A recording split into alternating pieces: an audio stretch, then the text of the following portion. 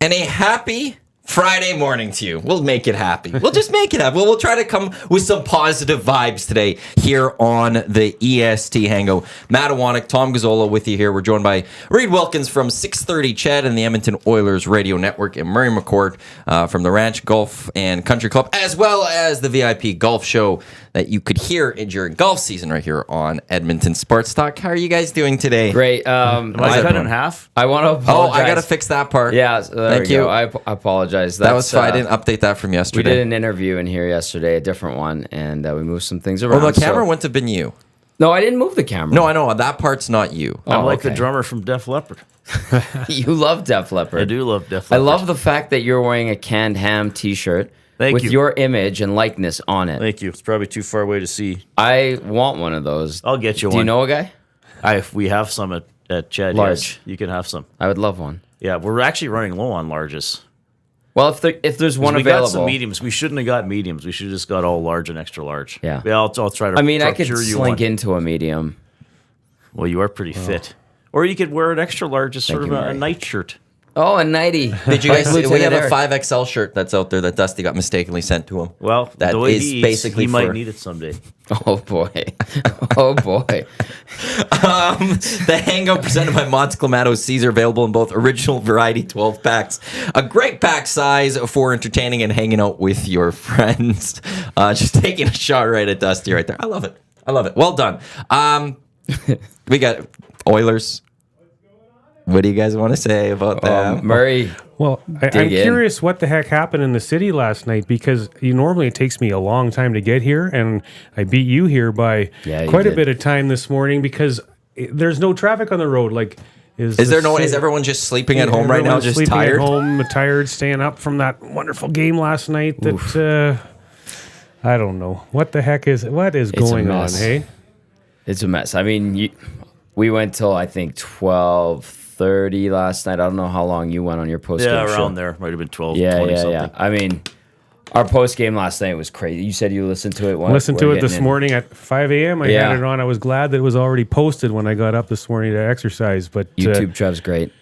man, that was something else. I mean, woke up, and I see the score, and I'm like, oh boy, see all the shots, and the Oilers dominated the shots. But then, listening to you on the post game, those shots maybe weren't high danger chances; they were just floating them on the net. But I don't know what's going to happen here, guys. It's Well, first of all, I was thinking driving home last night about how strange this feels and how unexpected it feels. But then I also reminded myself that is sports, and that's why sports is interesting. Because when you think about it, the unpredictable or the unexpected actually happens all the time in sports. Way more in sports than it does in real life, which I think is another thing that attracts people to sports, besides the competition and appreciating the athleticism. I mean, you really don't know what's going to happen. And unfortunately for the Oilers, they are right now the poster team for here is something crazy that is. I mean, you think about just in the last, 10 or 15 years, the Columbus Blue Jackets should not have swept the Tampa Bay Lightning that one year. Mm-hmm. Florida should not have eliminated Boston after being down 3-1 and having to go into overtime twice in Boston and trailing Game 7 with 1:02 left or whatever it was. The New England Patriots should not have only scored 14 points in the Super Bowl after an undefeated season and lost to the New York Giants. So I've been, I'm sure you've been saying it too, Tom, or anybody who talks about the Oilers, how this is crazy. How can this happen? This is so unexpected. But then I also think it's actually not that unexpected. Yeah. There are only 32 teams in the NHL. There are only about 22 to 24 of them that are realistic playoff teams. One or two of those we're going to have crappy starts to the season. And unfortunately, it's happening to Edmonton. So I'm not trying to make anybody feel better about that. I'm just saying that is the crazy nature of sports, and the Oilers are getting the brunt of it, as opposed to being a bad team Anaheim or whoever, Montreal, that's starting the season okay. Yeah, nobody's feeling good about it in the city at all. No. And that's such a good point, though, because obviously we'll keep talking about the Oilers, but you look at football, the New York. I'm a Giants hater because I'm a Cowboys fan.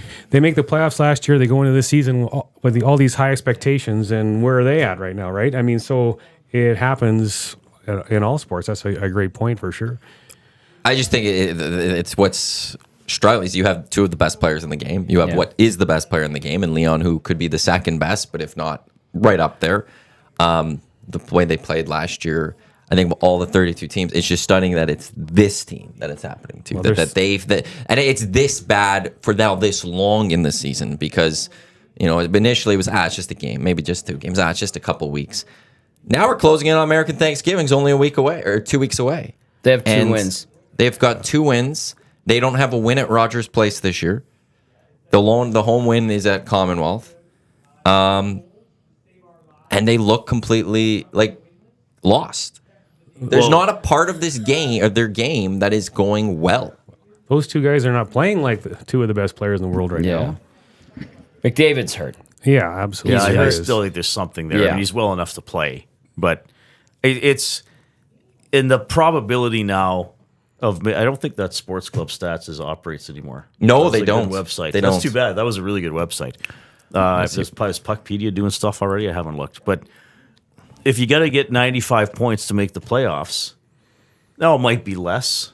I mean, sometimes a team gets in with 88 or 90, but if you look at 95 as a pretty safe bet, because I think only 2 teams have got to 95 or 96 and not got in.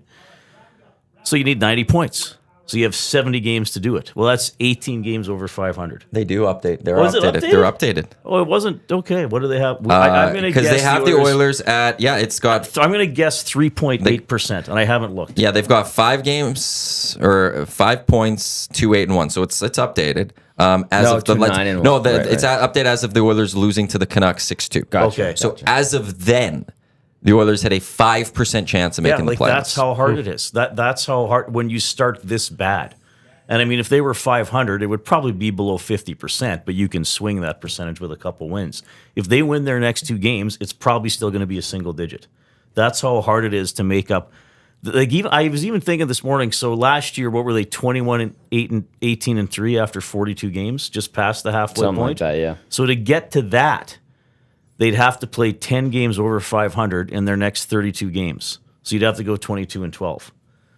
And then you're still not in that greatest. But this is if they make it, and I know a lot of people are writing them up. It's still possible. I mean, you're not out till you're actually out. But every game now is so crucial already. And it's just going to be an exhausting and tense season if they somewhat stay alive. I mean, if they just continue losing. I mean, think about the end of that game last night. If they're, 7-4, it would have been a bummer to lose to San Jose and been 7-5, but it wouldn't have felt that way in the last 3 minutes, where it's like almost you're trying to keep your season alive by getting the goal with the goalie out. At this point, though, what does anybody see that can give you the hope that they can turn it around? Because they're playing so bad right now that it's not like they're going to go on a 5-0 run in their next 5 games. I mean, I guess they could, but It's not anything they're seeing. It's none of that. What signs are there that show that could possibly happen? It's just that it has Connor and Leon and what this team has done in the past. There's nothing you can point to this season that says they're going to turn it around. Murray, But how do you bet want to say against? something? How do you bet against Connor and Leon in a sense? I do think, and this is going to sound weird, but I'll try to find a positive. I do think they are attacking better. And I realize a lot of the shots last night were not as clean as you would like. They're not getting 2-on-1s. They're not getting a lot of open looks. Teams are playing absolute desperation hockey against the Oilers, and good for them. Mm-hmm. I mean, the law of averages would suggest eventually they'll play a team that doesn't check that well or have a good night, or a goalie that has a bad night, and you'll win some games, or the power play will go 3 for 5. But yes, I agree. Victory feels extremely elusive. I mean, they rarely have the lead. When they did have the lead against Nashville scored a minute later. I mean, even San Jose, you're trailing or tied the entire game, and that just adds to the whole feeling of exhaustion and tension that I was talking to. I mean, look, they will win some games. They'll probably have a winning streak at some point. I don't think they're going to play. What's their points percentage? It's below 250. It's like now, isn't it? 222 or something. I was like, looking at it yesterday. So I mean, it's improbable that they would do that the entire season. But yes, I agree that right now it seems like, what are they doing? What's the strength that is eventually going to get them over the top? There isn't a huge one right now. A lot of these, you'd say they're attacking better.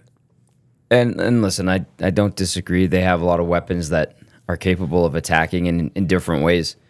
But like Murray, you didn't watch the game. You checked the stats when you wake up this morning. You listened to the post-game show to get your sense of what happened. I'm sure you've cut the highlights and stuff.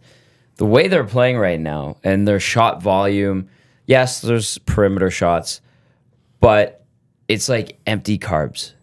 It's like, well, okay, like that was a low percentage chance. That shot, I guess you took that shot because you saw a lane. Then when they get into a high danger chance or opportunity and have a clear cut lane at the net, they look for the pass. So it's a lot of like empty calories, phony, not legit shots, if you know what I mean. And then on top of that, I would say the way the attitude is and the way that they seem to prepare and be ready for games and hype themselves up. You know, when a team's dialed in, everybody's pulling on the rope in the same direction. Everyone's on the same page. All those cliches. Like, they say the right things. They seem to have the right attitude, but it feels like there's no substance behind any of that. And that, to me, is also how they attack and how they get these shots and how they dominate the shot clock, but then end up with 1-2 goals a game and then losing the majority of their games like they have this year. It's just hollow, it feels like. Hollow is the term that I think I'm looking for here. I mean, one thing I would say about that is, and I mean, there's so much blame to go around for what's going on, but you look at the roster construction, and I mean, anybody that looks at that bottom six and thinks that that's a great bottom six that can contribute to the scoring. I mean, it hasn't, and I mean that's something that we've talked about when I've been on the show with you guys in the past. That bottom six, what is it? There's nothing there that I really feel is valuable enough that's going to contribute to the scoring. So if Connor and Leon aren't going, then there's nothing there. And this is a controversial topic that's coming up in this Connor Brown thing, and he's got this one more game. And when you're sitting here with a 2-9-1 record, and you're in cap hell, which again roster construction was done by the GM. This cap hell was created by the GM. Now, if you are going to let him play that 10th game and bump that $2.5 million or whatever it is into next year's cap, which is going to ensure that you're in cap hell again next year, like what was that contract even about? Like, I don't think you can let them play that 10th game. They're 2-9-1. The season is 2.3 whatever percent that they're going to make the playoffs. You can't screw yourself out of salary cap space next year by allowing him to play the 10th game. I was surprised that games play threshold was so low. Yeah. And that was a Jeff Jackson thing. I mean, as an agent, wasn't it? Yeah, I mean, I think I thought it, like when I started hearing it was going to be games played, I thought, well, it's probably going to be 40 or 50. Yeah. I know that day Stoff was talking about there'd be different thresholds, like 30 might be something, but yeah, that was pretty low. I still, I don't know, Murray. I don't know how you hold him out if he's healthy. That's the thing, right? Like you just took an underperforming goalie down to the minors. The PA would get involved too. He took the warm up. Yeah. Remember? Yes. And it was like, oh, he might play. Right. And now Woody's not really getting asked about it because there's so much It's irrelevant. other stuff to ask about. But I was thinking about that too. It's like, wait a minute, he warmed up the game after he got hurt. And it was like, oh, he might play. Like, because like Mooner, because Rob saw him on the screen in Studio 99, and then I texted Mooner, and Mooner's like, yeah, it looks like he's taking the warm-up. He looks pretty good, actually. And then he doesn't go, and now what's he doing? Like, usually if you warm up, then you play in the next game or two, right? Did he get hurt worse on the warm-up? I don't know. So, I don't know. Maybe they will hold him out, but man, that'd be tough. I mean, you're right, Tom.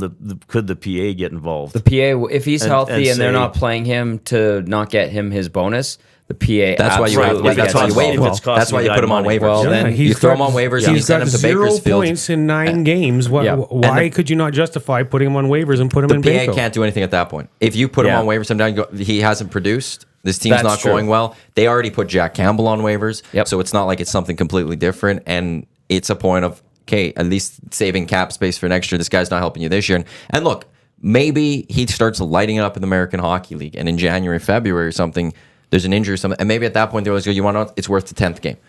Bring him back up. He can play then at that point. But he's not producing right now, so why hurt yourself going into next season? And that's the same with Jack Campbell. They could bring him back up, but I saw those highlights too. Oh. Oh, That boy. one goal was alarming. boy. Yeah. I honestly, I feel bad for him I do. so I much. actually feel bad for him. Yeah. and maybe that's me getting soft in my old age. You're not that old though. No, you're just. but You're just a nice person. I don't know. Well, he doesn't have. There's nothing about him that you go, he seems like a dick or something. He's not. And he's a just Yeah, seeing how much sweetheart of he's a human great being. see how guy, much yeah. he cares, and he wants, like how he was so devastated last year at that one point, and this matters to him. And it's not a lack of try. You could say this isn't No. because he's not trying or a lack of effort.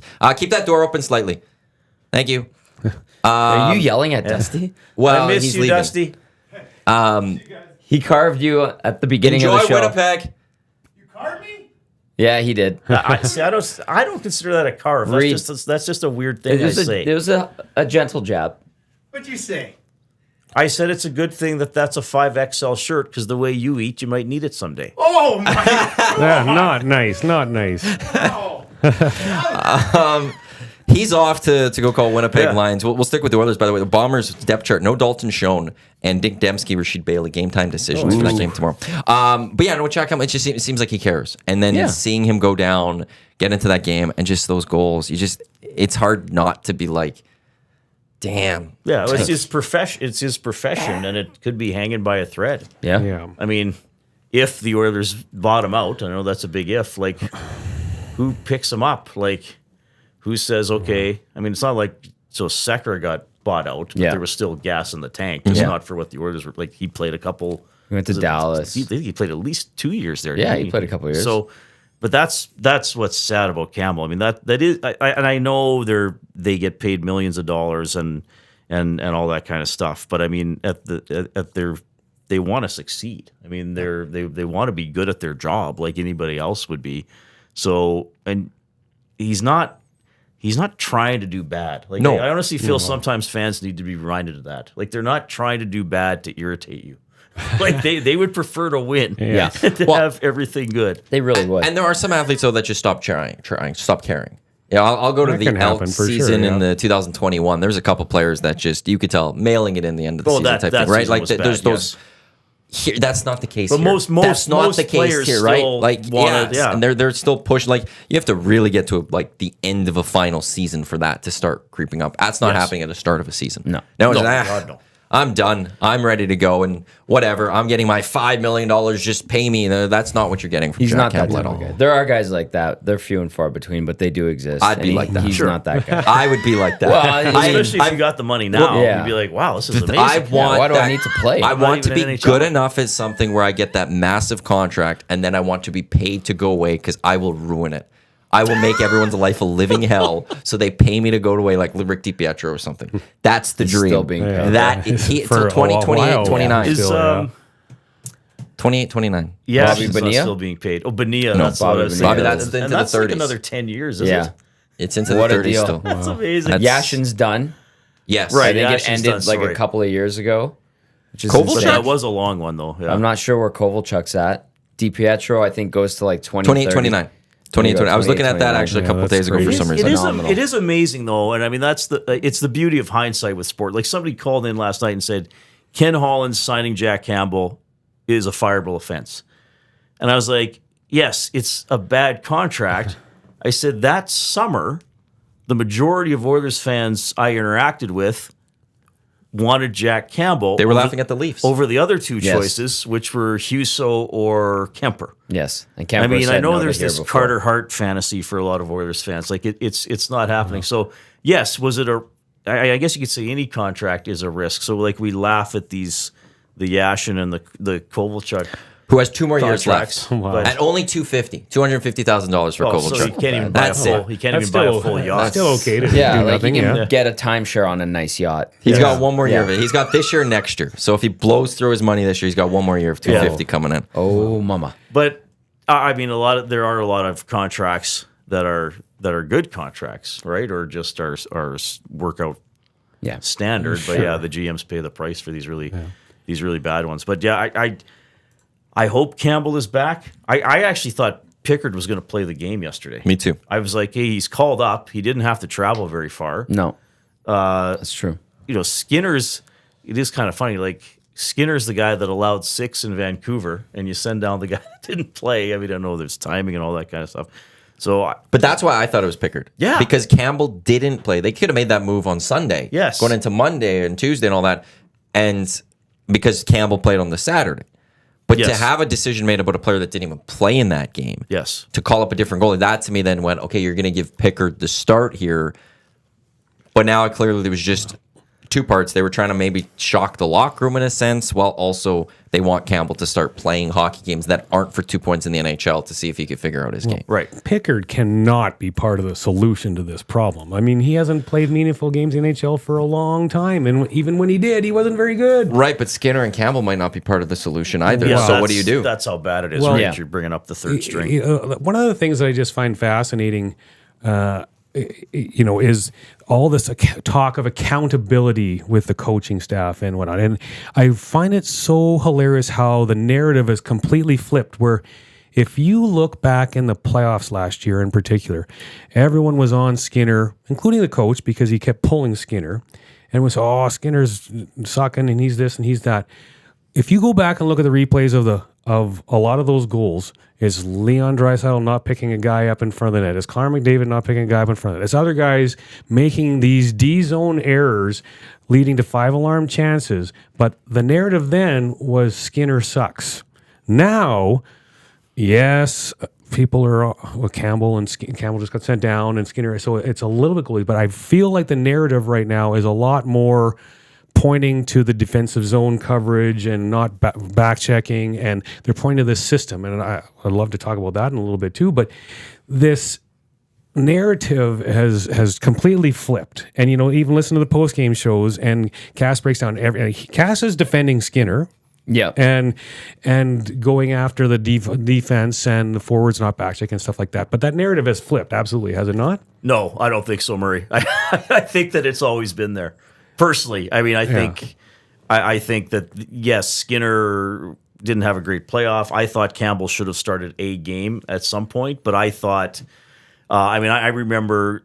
I can only speak for what I say. I don't know every story that's out there or every piece of analysis. But when they were eliminated by Vegas, a lot of the stuff Rob and I talked about was that the Oilers were beaten in the slot at both ends of the rink. They couldn't get enough good chances at the Vegas end, and they didn't do a good enough job defending the front of their own net. So I think that I don't think it was all, personally, I don't think it was all goaltending last year. I thought there was talk about the defensive play and how they covered and how Vegas pushed them around a little bit.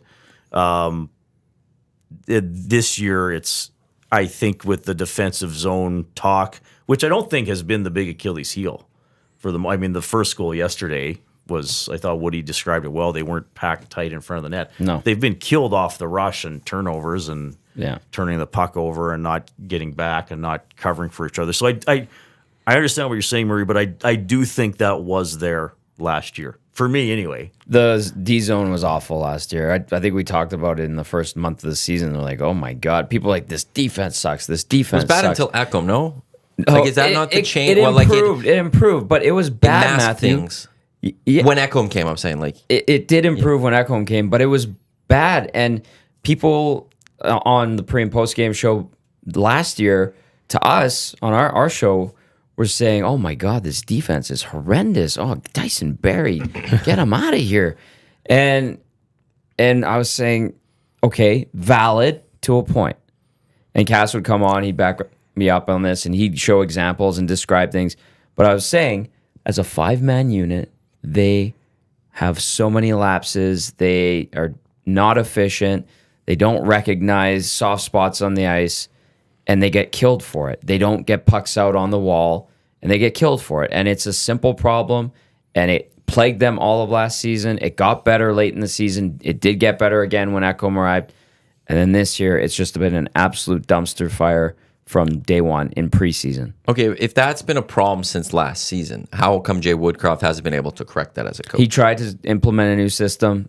They didn't execute on the system. It's these guys, if you want to know what it boils down to, these guys are incapable of putting it together in their own zone. For whatever reason, we watch them work on their defensive zone. We watch them work on neutral zone transitions. We watch them, they do it day in, day out, day in, day out. And then when it comes to the 60 minutes where it actually matters and it counts for 2 points, they don't execute. It's like they forget all of that muscle memory, whatever they were working on the day prior, it goes right out the window. And they make stupid mistakes, simple mistakes, and it continually costs them. So I guess if you go back to the accountability that everyone's talking about, like even last year, this year, when people are pointing the finger at Woodcroft, I mean, he's never really sat guys down for making these glaring errors that they make, except for the goaltending, because you'll pull a goaltender or start the other goaltender in the next game. But he's never sat Draisaitl down. He's never sat Nurse down. He's never sat Bouchard down or sat him in the stand. So I kind of get that. But like now this system, man, like as you guys know, I don't know if Reid knows, but I was the GM of a junior hockey team for 11 years. Champions too.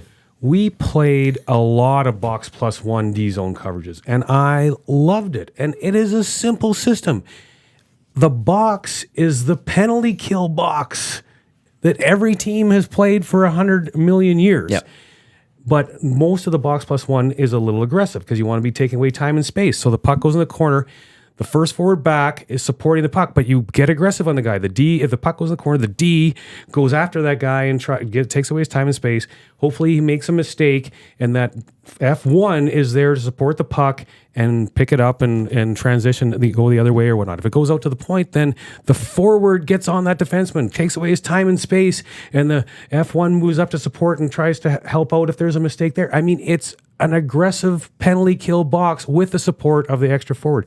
It is so simple and so easy. And if junior hockey players can figure it out, I mean, they've been doing it their whole lives. It's just laziness and I mean, lack of awareness. I don't even think it's lack of awareness. They know what they're supposed to do. Yeah. They just Justin Bourne choose and not Andrew Brewer, who was an assistant coach with the Maple Leafs at one point, and also I believe worked for the Panthers, something along those lines. He was a video guy, got bumped up to assistant coach. So Bourne did a whole breakdown just after the Heritage Classic on the Oilers and their system play and talking about the box plus one and how a week prior they were not executing. They didn't know when to release, when to hand off the opposition player at the right critical moment.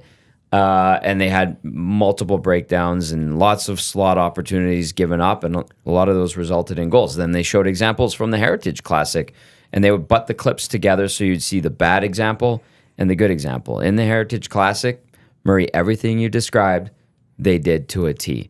So they're capable of it. They don't execute on it. And that's the most frustrating part because these are intelligent hockey players. They're the creme de la creme.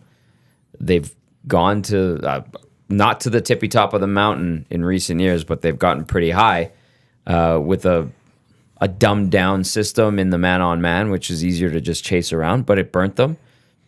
And the coaching staff thought they were ready to try something somewhat more complex, even though, like you just said, it really isn't. But they've found ways to complicate. That's the bottom line. Well, I'm sure they've all played it at some point in their Yes. careers, right? So Absolutely. they should know how to adapt to it. It almost seems like they're not like trusting each other, and I don't mean like as human beings, but like On the ice. on the ice. It's like, oh yeah, that's my guy. Oh wait, why does he look like he's going there? So do I not go? Oh, now the puck's in the net. And do you see a lot of pointing? Have you noticed a lot of pointing on the ice? Yeah, and That's not a good sign. And just like that, like when they get scored on, they really sag. Like you can see it. It's like, oh my god, a goal against. How many more there going to be? As opposed to like, what was that line Leon had from the allegedly said against the Rangers that that game they came back when he was like, "Enjoy it, the storm's coming" or something. Yeah. Then they came back and won the game. Like there's none of that. But I agree with you, Murray. They should be able to execute it better. Now to be fair, there have been some games they haven't given up a lot of shots. They're still finding ways to lose. And 2 of the 3 goals last night were not D-zone stuff. I mean, the second San Jose goal was a weird bounce. I guess you could say that guy's got to be checked, but it didn't look for a minute like the puck was going to go there. And then, but though I will say this, even on the third goal, so Nurse loses the puck battle. Why is nobody recognizing he might lose that battle? Like the good teams are always preparing for the worst case scenario. Like I know, and I don't know with you, Tom, but we had people on Nurse. Well, a $9 million player should never lose a puck battle. Actually, no, that never happens on our post-game show. Actually, everybody. It's never been spoken about in the city. Not of Edmonton. once. But like, actually, everybody loses a puck battle. Like it happens. So there's got to be some recognition. Okay, for whatever reason, Darnell's in a vulnerable situation. Somebody's got to cover for that, and it happens too late, or it doesn't happen at all. And that's what happened. Bush makes the bad decision against Vancouver. I don't think anybody was in a position to cover for him there. He should have known that he doesn't go. And then yesterday, I don't think Nurse made a bad decision engaging in that battle. I think he might have lost control of the puck for a split second. What part of the ice was this battle in? Just inside the offensive blue line. Okay. And that's the thing. It was 130 feet from the Oilers' net. Mm-hmm. So I think Rob identified Kane, that Kane just kind of stayed in the high slot instead of recognizing, okay, if Darnell loses this battle, There's a battle here. He's going to be flat-footed and won't have any motion. So I should probably cover for that. Kane was chasing on that goal, I believe. I think so. Yeah. Even if he just goes and stands, and that's what we're seeing now. Teams playing against Edmonton, they don't take chances because a lot of these teams have been embarrassed by the Oilers the last 2 years. San Jose had 8 straight losses. Yep. 23-5 was the last 5 or 6 games in San Jose. So, and you saw that they never gambled on a 50-50 puck. They never pinched. Okay, get guys back. Make the Oilers make the perfect shot or the perfect play. And if they still beat us, okay, maybe we'll lose 3-1 or 3-2 instead of 6-2. Or we actually pull out a 3-2 win. Who cares about the shot clock? We won. Mm-hmm. So as much as the Oilers are getting burned by pinches Nurse and Bush seem to be the ones that everyone's pointing to the most, maybe they should get back into that mode where they're only going after pucks that are coming out to the blue line if it's a 80% chance that they're going to get there first, and not take those 50-50 chances because they keep getting burned on transition. Yep. Oh, totally. Yeah. Yeah. That's completely valid, Murray. Murray McCourt, Reid Wilkins, Matty Iwanyk, Tom Gazzola with you. Someone wants us to remind everyone who's on more often. Yeah, I try to do that. But the weird part about this show, that is Radio Fundamentals 101. Yeah. You reset every so often. But when you're having a conversation like that, it's hard to sometimes Yeah. jump Can we get in little and do name that there. bars? I could have brought my own name bar. You How do you have get one that? right on your You shirt. do. You Well, have I your own technically have image on your shirt. My name is on my shirt. It's very small, though. But thank you, Tommy. I got you. Now it's time to, I think, get to the question that we haven't, is the question I think a lot of people are discussing right now, and that brings us to Movers and Shakers, brought to you by the Marco and Mike Realty One Group Insiders. Buying or selling, give Marco and Mike the old PTO contract, let them prove to you why they're the best team for the job, and you won't be disappointed. Visit marcoandmike.com. Great gentlemen, just a nice laid-back environment. You could go to them if you want that for buying or selling a house. Is this the time the Oilers should make a move behind the bench?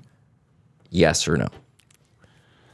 Who's going first on that one? Well, I'll go first. I would still say no, but though I think we're very close. Yeah.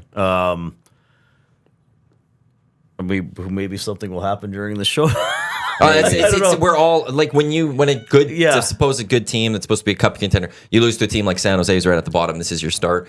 We've all watched enough sports to know that change could happen, and that's why I think everyone's on watch right now. Is Jay going to be on the flight or in Seattle? Is he going to be with the team type thing? I think he coaches the game tomorrow. I do too. Yeah. Yeah, and then who knows? I hate talking about that too because I go back to the human being thing. I mean, he lives here. His wife's from here. He bought a house here, all that kind of stuff, and he wants to win.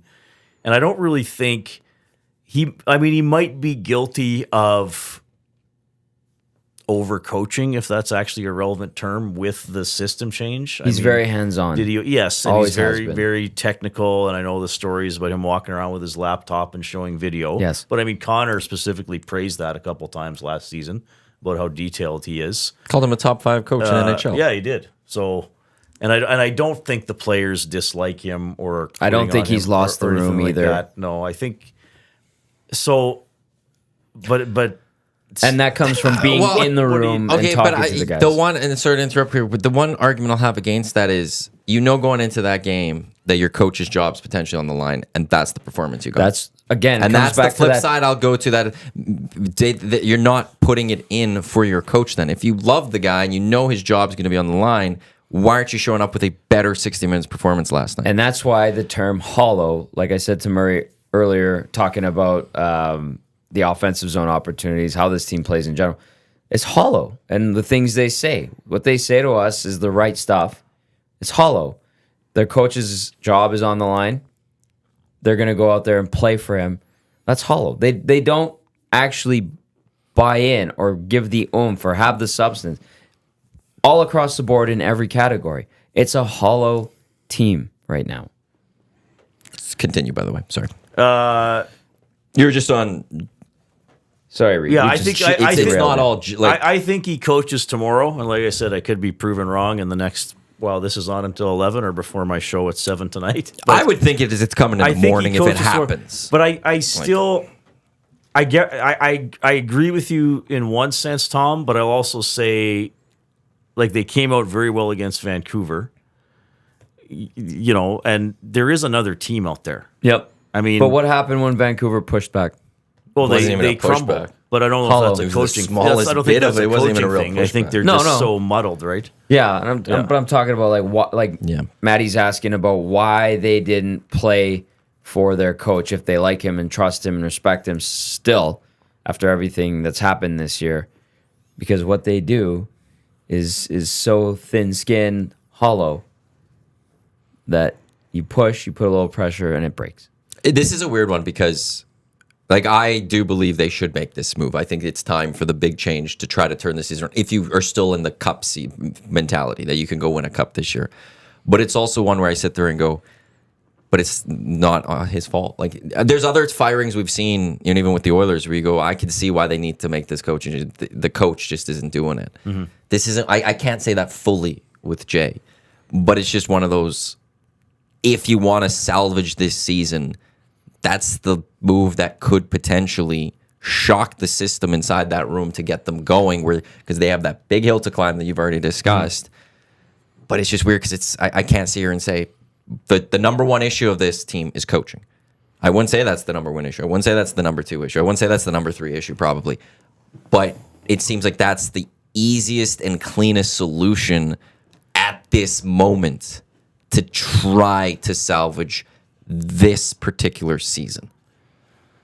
Well, okay, so I'm with you, Reid. I don't think that they should fire him, but I think they are going to.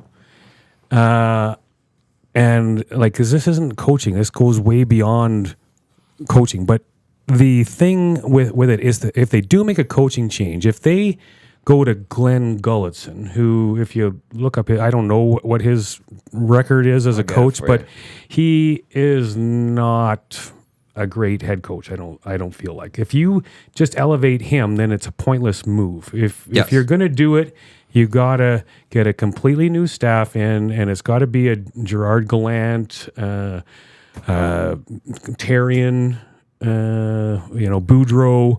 Somebody throwing out Claude Julien. I've seen that a few times. Yeah, Claude, I think it would be Gallant. I think Gallant would be personally be my top choice too. But like, ultimately, how many times can you just blame the coach? Has any team in the NHL changed coaches as often as the Edmonton Oilers in the last decade? The Golden Knights. Well, that's the crazy thing. The Golden Knights have done this. Pace. Yeah. They've done it with Gallant. They hired him. They got rid of him when he had a great winning percentage. Yeah. They bring in DeBoer. They fire him because ultimately he was the first coach to miss the playoffs, I think. Yep. And then they bring third coach and Bruce Cassidy, and they've only been around for what now? 7 seasons. Yeah. So they've done it. And they went and won a cup last year. Yeah, that's they did, for that's sure. the weird part about all this. I'd but have also to look, but flip side to this is like it works when you change a coach. The Oilers are the example of that sometimes. It wasn't working with Tippett. They brought in Woodcroft, and it worked for 2 years or a year and a half. Now it's not working that's the again. sad part, though. Like the shelf life for these Isn't guys. it? Like, it's Yeah. kind of discouraging. And makes I no said it sense, earlier. yeah. I said it earlier in the week. The Oilers, in the McDavid era, let's call it, the longest serving head coach was Todd McLellan at 3.5 seasons. Then you bring in Ken Hitchcock, the Hall of Famer. He made some poor choices. So too did Peter Chiarelli. But that's That season- interim. I'll I know. throw that I know. tag They on got there. a bump when he first came in, and then it all went to crap. Okay. So that was coach number 2 in the McDavid era. Then they bring in Dave Tippett. He lasts 2.5 seasons. Granted, COVID was really weird, sure, but things were going sideways. So now they bring in Jay Woodcroft. Woodcroft takes them to a conference final, takes them to the second round, game 6, where they twice now have lost to the eventual Stanley Cup winners. We're 12 games into this season. They're 2-9-1. They're about to get their coach fired a year and a half into his tenure. So the shelf life of a coach in the McDavid era continues to get shorter and shorter and shorter. Yeah, it's That's telling. So very then what's telling. the alternative It's the- to this? Blow up the core? Yes. Like that, because that's if we're sitting here saying the core is they keep killing these coaches, and you can't kill the coach, then how do you fix that? Well, it's a horrendous time to make a blockbuster trade, but boy, do they I need would a do that. They're blockbuster going to get I trade. wouldn't they're do going to that get personally. destroyed in a blockbuster trade. Well, right now Yeah, because they they're probably from a And who would position make of that trade? weakness. Yeah, they're Right, they're well, in a That's the other horrendous part to that position is to do who it. would make that trade for Well, the Edmonton Oilers right now. But like ultimately, I'm gonna and Tommy, you were in the dressing room a lot over the years, but so and you might be able to answer this a lot, but that. I'll go grab it quickly. culture of the organization. Pizza? Oh, I mean, Murray. that's Sorry, Murray. that's a whole different thing. But But culture eats strategy for breakfast. It's all about the culture of the Oilers organization, and it starts from the top. And like when you look at any business, and the Oilers really are a business, and it starts at the top. Like when you see back in the draft that was going on, and Cates was right there and bringing his son up to make the picks and all that. I mean, I didn't like that because it's not about that. But that's the next owner, by the way. yeah, Yeah, probably. so- Yeah, exactly. But when you look at that, and now, so I don't know if Cates is going to be the owner of the team. You can't get rid of the owner. But culture starts from up there, and his involvement. I mean, we all kind of knew there was that one draft, Ryan Murray or Yakupov, and it was Cates that said, "No, we're taking Yakupov." I was not there that Ryan night Murray." at the Scouts Right. dinner. It was So- very strange. So that's a known thing. So I mean that culture from him.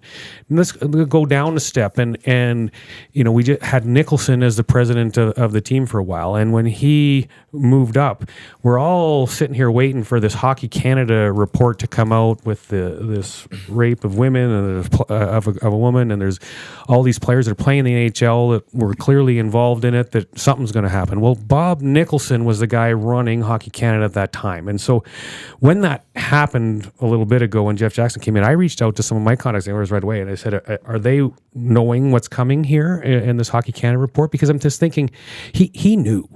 He knew Well, Bob about wasn't that. part of the 2018. He was already in Edmonton. He was already in Edmonton at that time. Bob came to the Oilers in 2015. So the 2018 The World Bob Junior Nicholson team. connection to all that people Yeah. look to is the early 2000s, the 05 The- team in Halifax, or not 05, 03 the team. 03 team in Halifax. That's the That that's he the was at connection the with helm. Bob Yeah. and why people look at Bob with all of that stuff. And Right. then the fund and all of Yeah. that and how they allocated the money. But yeah, he was gone that happened for under he'd his have been gone for 18. Yeah, so there's Yeah. some things there, and you go down and you look at everyone knows that Holland's out the door. We all know he is. The players know he is. Like I don't know. Can you talk about it, Tommy? Like you were in there. Like the culture of the organization from the top down stinks. I don't want to put you in a bad spot because you guys are partners with the team. So I can just speak to my experience. Yeah, it was bad. My last couple of years with the organization, because of how the culture was, not on the hockey ops side, on the business side, I was miserable. It was supposed to be a sweetheart dream job. They found a way to make it terrible. So seriously, I'll be perfectly blunt with you. I was not a happy person. Yeah. So When I ended up at TSN, thank you, Matthew Iwanyk, Dave Jamieson, Dusty Nielsen. It was refreshing for me. Yes. Do I think that the culture there is foul? Sure. Do I think it's better than it was when I was there 5 years ago? Maybe slightly. Do I think it has an effect on the hockey side of things? Yeah, kind of. Because they obviously do mingle and cross paths with one another, and they're tied together. Do I think there's a conscious effort to change it and that they recognize a problem? Yeah, sort of. Have they done a good enough job? No, not really. Do I see light at the end of the tunnel in terms of the culture? No. But I mean, if the business side is one thing, the hockey ops side is the other thing. If they want to shield the hockey ops side as much as possible from the business side, there's ways to do that. There's a lot of bad organizations in pro sports, as I've learned. The Oilers are not a perfect one. OEG is not a great organization. They have great people there. But I don't know how much of that permeates to what happens on the ice. There's probably a trickle-down effect, Murray, for sure. I've always found, and this isn't awkward for me at all, Tom. Okay, good. I'm sorry. Well, you guys are partners I don't with them, work so. for OEG. No, I so know. it doesn't phase me, and in some ways, I don't really care how they operate because it's not who I Sorry, Reid. It's not who I work for. I think I have noticed my experience in I guess this is my 11th season. I was with Bob for 2 years. It seems to be there's more professionalism coming from OEG than there used to be. Yeah. So that's that effort to make it better. It's not. It's hard to really put that into words, but there's just a little more, I think, awareness of what's going on, of what's in the community, of how you relate to your partners. I think. But yeah, the whole culture thing is interesting, right? Because you can have. I think an organization can have a good culture and still not have good results, especially in pro sports. But you're right. If your culture goes in the wrong direction, and to me, the culture is accountability and standards and things like that. Then sometimes it can be hard to fix. Like I think as much as you guys, Tom knows, like I have an almost irrational hatred of the Boston Bruins that stems back to when I was about 4 years old. But I recognize, when you play Boston, look at this year, they lost, 2 or 3 really good players? Yep. They're still one of the best teams in the league. If you play Boston, you know what you're going to get. So, and this is where I think this is an interesting debate, Murray, and I'm not disputing anything you say specifically, but the Bruins play that way because they have a nice owner or a good owner? Or has the hockey ops just established that, right? I mean, I would hope. Again, their owner is one of the oldest, crudgiest guys in the world thinks of he sports. runs the NHL. Jeremy Jacobs. Just to make it clear, people don't know. Yeah, it kind of does. Yeah. So that to me, that's really interesting. I mean, there's been, I've worked at a couple, 2 or 3 different TV stations, and even leadership changes, culture changes. I've always thought I'm still doing my job, but sometimes you might not feel as good about what's going on around you. So do the players, if the owner or somebody in the organization is an a-hole, does that affect how hard the players are going to try, even subconsciously? I don't know. It's hard to categorize, right? Yeah. I think a dysfunctional organization, it branches to everywhere, and it can. I don't see how the Oilers are this season for what's happening right now. Like in the past, I could see it. In the decade of darkness, I could see how it all was entangled together. I don't see the issues of this team right now looking at a culture thing, personally. I mean, if we look at the front, the business side of things, they've knocked it out of the park this year. Heritage Classic, even though it was an NHL event, that was amazing. The Hall of Fame game, the way that was done was phenomenal. The fan park thing, that's great. They're doing some really good things. And they're, like I said, are great people there. So I don't know how much of that comes over to the hockey ops side. The hockey ops side, they have every resource available to them. They have everything that they need or ask for. Do they have budgets? Yeah, absolutely. Is it always ask and get everything first time? No.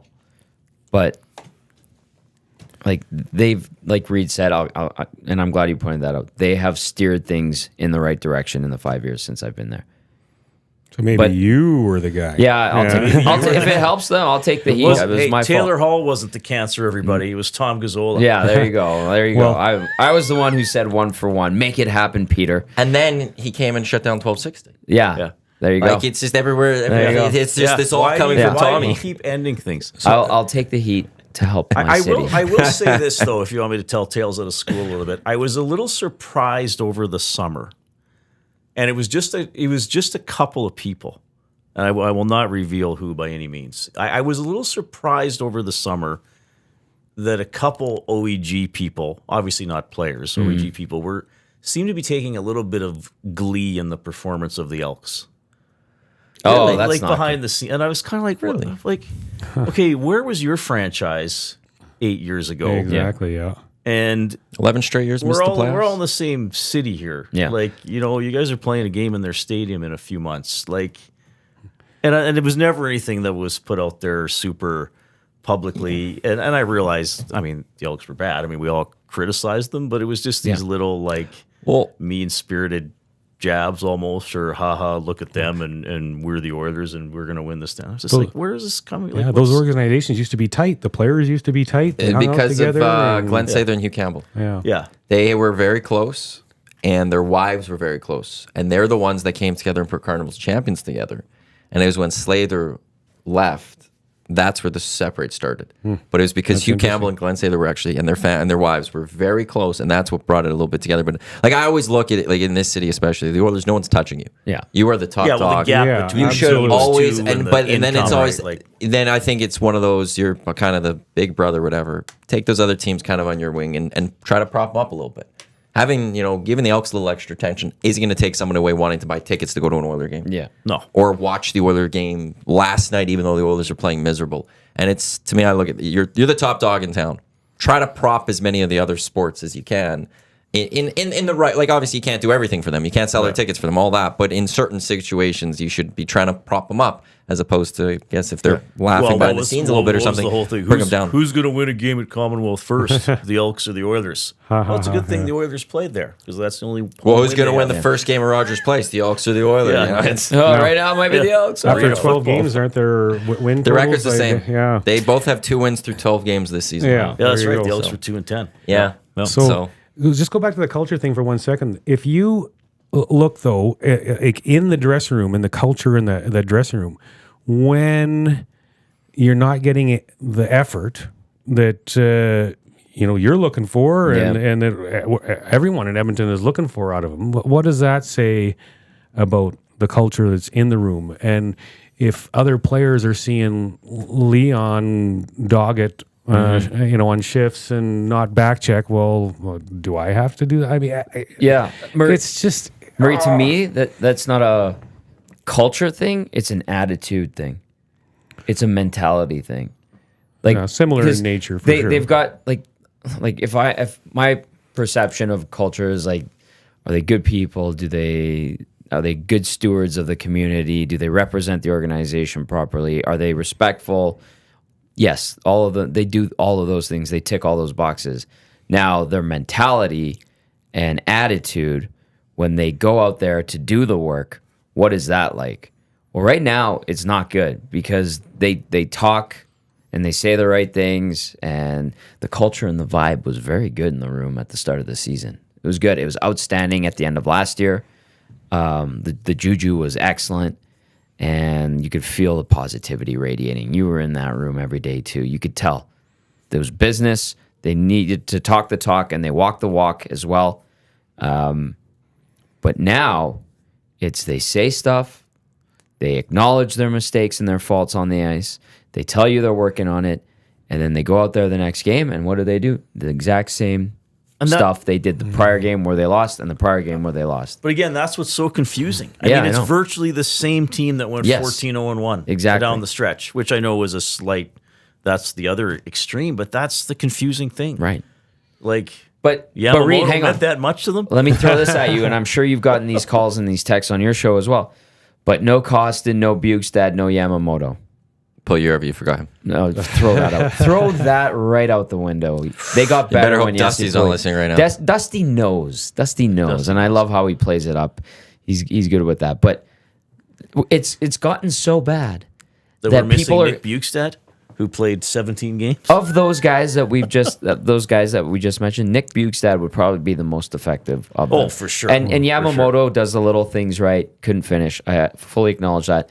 Costin did a lot of good things, but he didn't get the trust of the coaching staff. Wanted too much money. He was wanted too an much term. inconsistent player, as yes. exciting as he He could be. Yes. did a lot of good things early on. He got on a little heater, Yeah. and then he went in the tank and didn't really contribute much Yeah. late in the season. And now he's in Detroit and got his money. And last time I looked at his stat line, he's over. Yeah. He scored the other night against New York. That's did nice. he? So he's 1 point now. Yeah. I noticed it watching the game. Yeah, I was like, I that was wouldn't clean. That's over. good for him. I liked him, but I wouldn't Yeah. overstate. His but value. all I'm saying is it's gotten to the point. It's gotten so bad that some, not all, some have gone to the well and said it's Yamamoto, Costin, and Bukestad. Yamamoto, they couldn't fire out a cannon fast enough last year to get him out of this city. Costin didn't get the trust of the coach staff. I appreciate and understand why he was liked and beloved here because of what he did on the ice, but inconsistent, like we talked about. And then Bukestad, that one is the one where you're like, damn, if they could have kept him, that would have been. Yeah, I was hoping 100% they would've agree. kept Yeah. him. Yeah.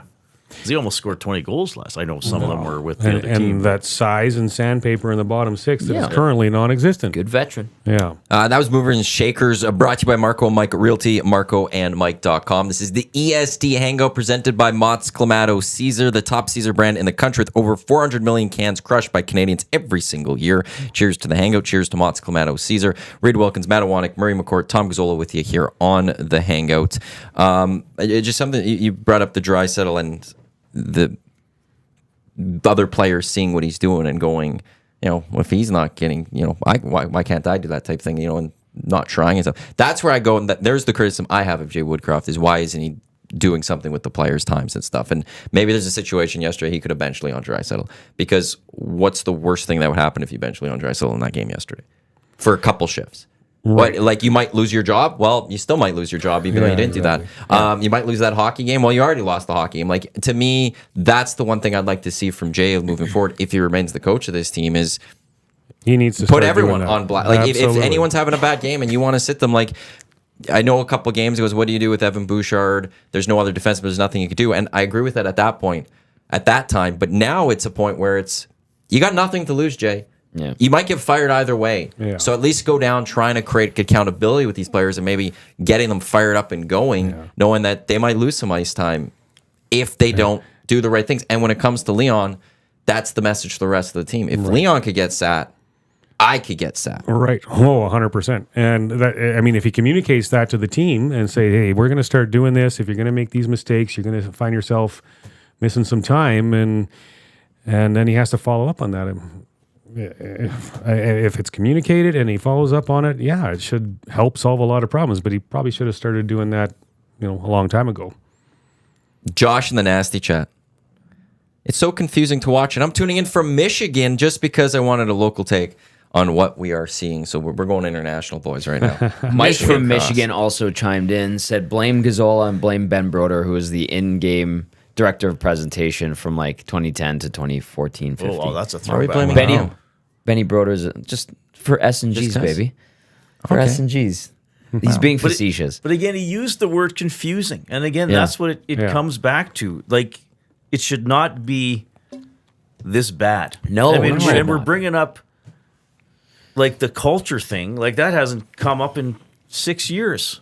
Or, like, since they drafted McDavid. Like, Yeah, it's see, been that- a long here- time since we've had any sort of culture Murray chat or talked anything. about the culture thing here, and I should have said this before in my little tangent there, but the culture of that team 6 or 7 years ago, or before McDavid, on the hockey ops side, because I was kind of talking on the OEG business side, and if it went over and transferred to the hockey ops side, the culture on the hockey ops side then was rotten. Now it's night and day better. Even today, Like, I think McClellan did a lot, personally. even today, at 2-9-1, with these people, this group, their mentality, the culture of the hockey ops side far superior to what it was, like Reid said, 7 years ago when it was red rotten on the hockey ops side, but on the business side, in contrast, everyone was pulling in the same direction and on the same page. And it's kind of flipped. But now I'll give credit to OEG. It has gotten better. But anyway, the hockey ops side is the main part. And back then it was awful. Now it's not anywhere near as bad. It's not even bad. It's the attitude, I think. The mentality. Yeah, something's just like, I don't know. Like it almost sounds too simple to just be like they're rattled. I wonder. Did they get destroyed by Vegas, losing to Vegas? Did that destroy them? I think the Pietrangelo slash was very vital to that series. I think that, and again, maybe they overreacted to how Vegas beat them. And I also wonder, I talked about this with Drew Remenda on my show the other night. Like he said, I can't remember which coach he said it, but maybe Murray knows, but it would apply to golf or anything. Your head has to be where your feet are. And I realize, of course, you want to have the goal of winning the Stanley Cup. You should when you're this team. Mm-hmm. Like you should say, like, Morley said with the teams he covered in the late 90s would say it, but it's like, okay, come on, guys. Like, like you're lucky to win a round, which they did a couple times. Yeah. But it's cool to show up and for Connor to give that clip, which we have in our intro for our face-off show, Cup or Bust. Yes, you have to set a goal. But I'm wondering if they got there in August thinking like, okay, we're worried about our focus is Game 5 of the second round is when the series is 2-2. Yeah. We can't lose that game this year. As opposed to be like, okay, yes, that's where we want to get, but right now our heads need to be where our feet are, which is training camp, which is period 1 against Vancouver. You know what I mean? Like, have they ever looked really present in a game? No. That's a great point. Well, I mean, were they guilty of reading their own press clippings then and getting too swell ahead? Yeah, they didn't really need to go and work for it. They just were going to skate on, walk out on the ice, and we'll beat everybody, and we'll get to the Stanley Cup, and we'll do it again. I mean, yes. Then again, that speaks to me somewhat of leadership. And, you look at a trade that a couple of years back that I feel was a very beneficial trade for the Oilers, although a lot of people were against it. But getting Duncan Keith from my Blackhawks was a great move for them to settle in a little bit on their defense, bring that veteran presence and leadership and things like that. And maybe McDavid and Draisaitl, they're not that kind of leader that can do that. Well, anybody needs help too, right? Anybody needs support, even if you're really good at something. Yeah, and I do think as that season wore on, Keith helped. Yes, absolutely. I mean, I think physically he wasn't quite the same. No, obviously, of but course he's still 38 years old. Made the conference final, right? Yeah, absolutely. And Mike Smith was part of that team as in the locker room leader. Yeah, and when it got to the playoffs, Dunks was getting it was on the second pairing. So obviously the coaching staff trusted him on the ice in a big way, and that type of veteran leadership in your team is extremely beneficial and extremely helpful. And when you look up and down the Oilers roster, I don't know, do you have much of that veteran leadership? I mean, sure, Connor's been around for a while now, but he's still young, and he hasn't got there. I don't know. He has had lessons where he should have. We're just all grasping for solutions. Well, right? exactly. I know. But I think it's so perplexing. Yeah. Like, because this we've talked about this week, and we've talked about it for the last few weeks and stuff like it. This was a team that was a series away from probably winning the Stanley Cup. They get past the Vegas Golden Knights. They're likely winning the Cup. They challenged the Golden Knights the best last year out of all the teams in the playoffs. And then you wait a few months, we get to this season where the core of this team is the same. Yes, you lost those extra players, and that's going to hurt a little bit, but not to the extent that you go from ultimately second best Western Conference team last year, both regular season and I will say playoffs, then ultimately, even though they didn't get to the conference finals, to now bottom of the National Hockey. They're the worst team in the National Hockey League right now. No, they're not. No, Yes, San they are. Jose's San still Jose. worse. No, in the standings No, because no. in this Hang actual on. standings. Hang it on. is. Listen. I Hear know. me I out. know. Hear me out. When the Sharks They play, no are matter the what. worst team in the National Hockey League right now. They are not the last place team. Oh, They're yeah. the Power worst rankings. team. Well, we're going that way. Nice. Okay. There's a Fair. difference. And you're right, where everyone's grasping for solutions I love because how everyone's stunned. There's a difference. 31-32, baby. The way Everyone they is play. stunned that this has gone on. Well, It and then just that's- makes no sense that they've been. because you This still also have bad. Connor and Leon. Like, and this does go to Connor is clearly battling something. Sure. And so there's, depending what it is, is there ability for him to get healthy by sitting a few games? If there is, do you not have to do that now at this point? Because it's not working with him on the ice right now. But is this also one of those injuries that you go, it only heals in the off season? So that he's going to have to play and then that means I would is hope that it can't be that bad if he still played after Yeah. only 2 games. I would think that it's then so he's not hurt, or Where's it's not as Ekholm bad? right now? Are you I saying? don't know. Yeah, where's Ekholm's health Where- at where- right now? that- Yeah. that- Groin That's the hip one. flex Ekholm are doesn't 34 look the years same old. No, either. he hasn't. His turns and his pivots. But I like it's so weird, guys. Like maybe I'm being stupid here, but as I said off the top of the show, like sports can be so unpredictable. I mean, maybe it does. Maybe 2 weeks from now we're saying, "Oh, geez, they went 5-0-1 in their last." Like, Well, somebody I don't did know. say the nasty Ched Oilers are going to win the 5 next 5. I mean, they Okay, could maybe. And like, But again, I I'm a big don't- law of averages guy too. Yeah. Like, you're not going to lose 82 games, but like, it's so weird. When Jack Eichel was traded to Vegas, I can't remember who. Somebody said it on my show. I don't know if it was John. Like John Shannon didn't like Jack Eichel though. Like, but somebody said on my show, like not a caller, a guest, an analyst said like, okay, so Vegas just traded for a guy who appears to hate playing hockey, and they think they're going to win the Stanley Cup. And they did. And he's got a great attitude over there. You see, he participates in the cheesy fun videos. Is Mark Stone the second coming of Mark Messi? I don't know, but everyone when they get there seems to buy in, and it works. It continues to work. I don't know And what they the change secret coaches. sauce is. Yeah. And they change coaches. and- But their culture is they created. There's- I mean, their first year was crazy, and maybe Yep. it was a little lucky. But Yeah. their Yeah. culture is we win. We always win. Yeah. And We're that- the Vegas Golden Knights. We figure it out. And by all accounts, from people that I've known that have worked for them, that's one where the hockey ops culture is great, and the business ops is a whole different story. Really. Wow. Yeah, and, But they got to. but they make They're it in work. Vegas. Yeah. I know. They ring that bell or whatever. I know. They've had fun a place crazy to watch. turnover rate How over could there. it be a bad? So they even have a bell. if one's working, the don't other's know. not working. Like it. Is it a siren or whatever? Yeah. It was a So siren. anyway, I mean, it's neither So, here nor there, but it's just one of those things. I love the positivity of the one texture texter? in the AM Nasty chat. Like, the name was Doofish P was their name too. Oh, nice So, name. yeah, Well, Fish I Pete would all the love time. to have him text back in though and share his thoughts on what he's seeing that he would envision that actually happening. Like we'd all love for that to happen, but as a pessimist with all of this, I look at it too and go, it's not like their schedule was hard too through this first stretch.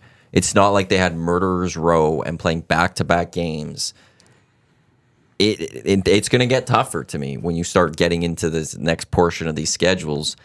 And based on this portion where it wasn't as tough, if they struggled now, how are they going to figure it out against those teams? They haven't played Boston. and they're You know, hanging like on to their sticks they're a gonna little have to tight go already. and do that yeah. that trip to Florida and Carolina. I think in a couple. That's of coming weeks. up right away here. They come home for And a few days. a couple of years ago, that was a turning point for them. I don't know. when they played well down there. They went down and they played Yeah. well down there. That was a turning point. I think that was when Woodcroft was hired. I think. can't Like remember. I think it was that Yeah, it might have season. been. Like They always but, win in Florida, oddly enough. But they went and they played really well against Tampa. They lost to Carolina in overtime or something. But it was like a great stretch. Maybe that turns it around for them again this time. But that's where I do look. This schedule wasn't that bad. No, it was And they're a here. softer Days schedule, for between sure. games, not tough opponents, quote unquote. Although the Oilers made those opponents look pretty tough this year so far. I don't know, man. Cam texted in 780-218-9999 says, "Sounds like you guys are beating around the bush. Just say it. Trade Draisaitl." Like they're not. But I'm doing not. that. No, I'm personally not trade saying anybody. that. No, Cam is saying that.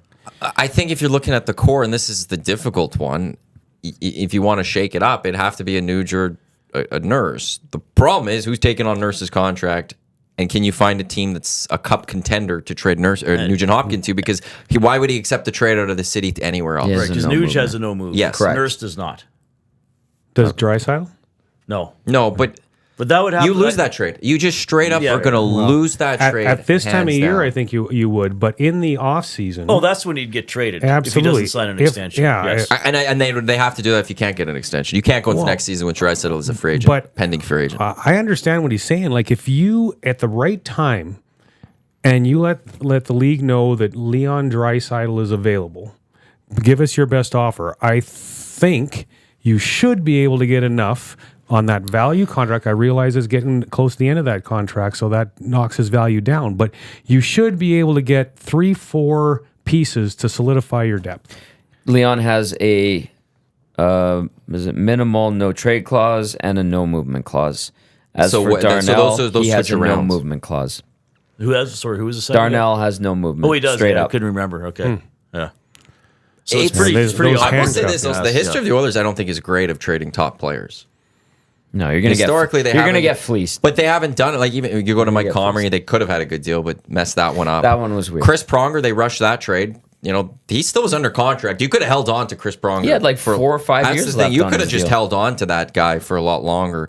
Taylor Hall trade. Now, I think it worked out well. I think the Oilers got a good player, but I think you could make the argument they could have got maybe more in that trade or Well, something. there should have been a draft. Like it shouldn't have just been a Hall for Larson 1-for-1. I think historically, also just this franchise, which is different owners, different culture, all of that. This goes back to maybe Bob Nixon, something in the water. Historically, this team actually doesn't do well. I think trading away a top player. Actually, if you want to go to the Elks and trading away Ricky Ray, Oh my god. that didn't go Thank well. you, That Eric was sad. Tillman. Oh my God. That was So- pure ego. But Stupid. yeah, I do understand the one part of it, if you trade in Leon, is that you hope that you can get 2-3 pieces that fill out this team. Right. Yeah. But you also have to replace a 50 goal scorer in that. Yeah. And MVP. an MVP, a guy He's who not playing like one now, but who when he's going, when he's playing extremely well, also brings like an arrogance almost even at times on the ice, which a swagger I'll go with that you need. arrogance works. And then the way with with what he said against the Rangers, Yeah. you want a little bit of that on your team. yeah. And I actually think, to go back to Murray's earlier point about the bottom six, what I think is irrelevant, and I can't remember exactly what you meant, Murray, but I think in the bottom six, they're not missing scoring. They are this year. Sandpaper, though. Yes, I've been saying this on my show all summer. They don't have enough miserable bastards in the bottom six. Exactly. Like how many and that's what Vegas had. They just had guys who were probably great guys off the ice, but when they put on hockey equipment, they would slash their own grandma to win the Stanley Cup. Yeah. And quite frankly, I always thought Keegan Colasar was one of the worst players in the NHL.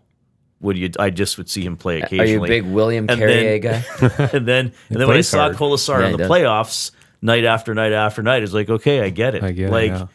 Mark Stone can go off the ice after a scrum in front of the net, and if he doesn't feel like getting involved, though he usually would, or some of their skilled Yeah. guys, they could just be like, yeah, you know what? I'm just going to score tonight. The fourth line's coming out. Mm-hmm. They're going to pound your brains in. Like the Oilers don't really They're easy to play against. have that. Yes. Well, not as bad as we used to say that a lot. Not nearly as bad. Talking about things that have changed. Not Oh, nearly yeah. as bad as the end of the decade of darkness. But Oh, yeah, they don't have they don't have depth guys who can turn the tide with. To me, it's not even about fighting a big hit Hitting, or yeah. sticking Hard a forward- top hard player, forward just hard checking, forward yeah. check, stuff like that. how dare you besmirch every obscure Finn that came and played in Edmonton Leonard during the Petrell? decade of darkness?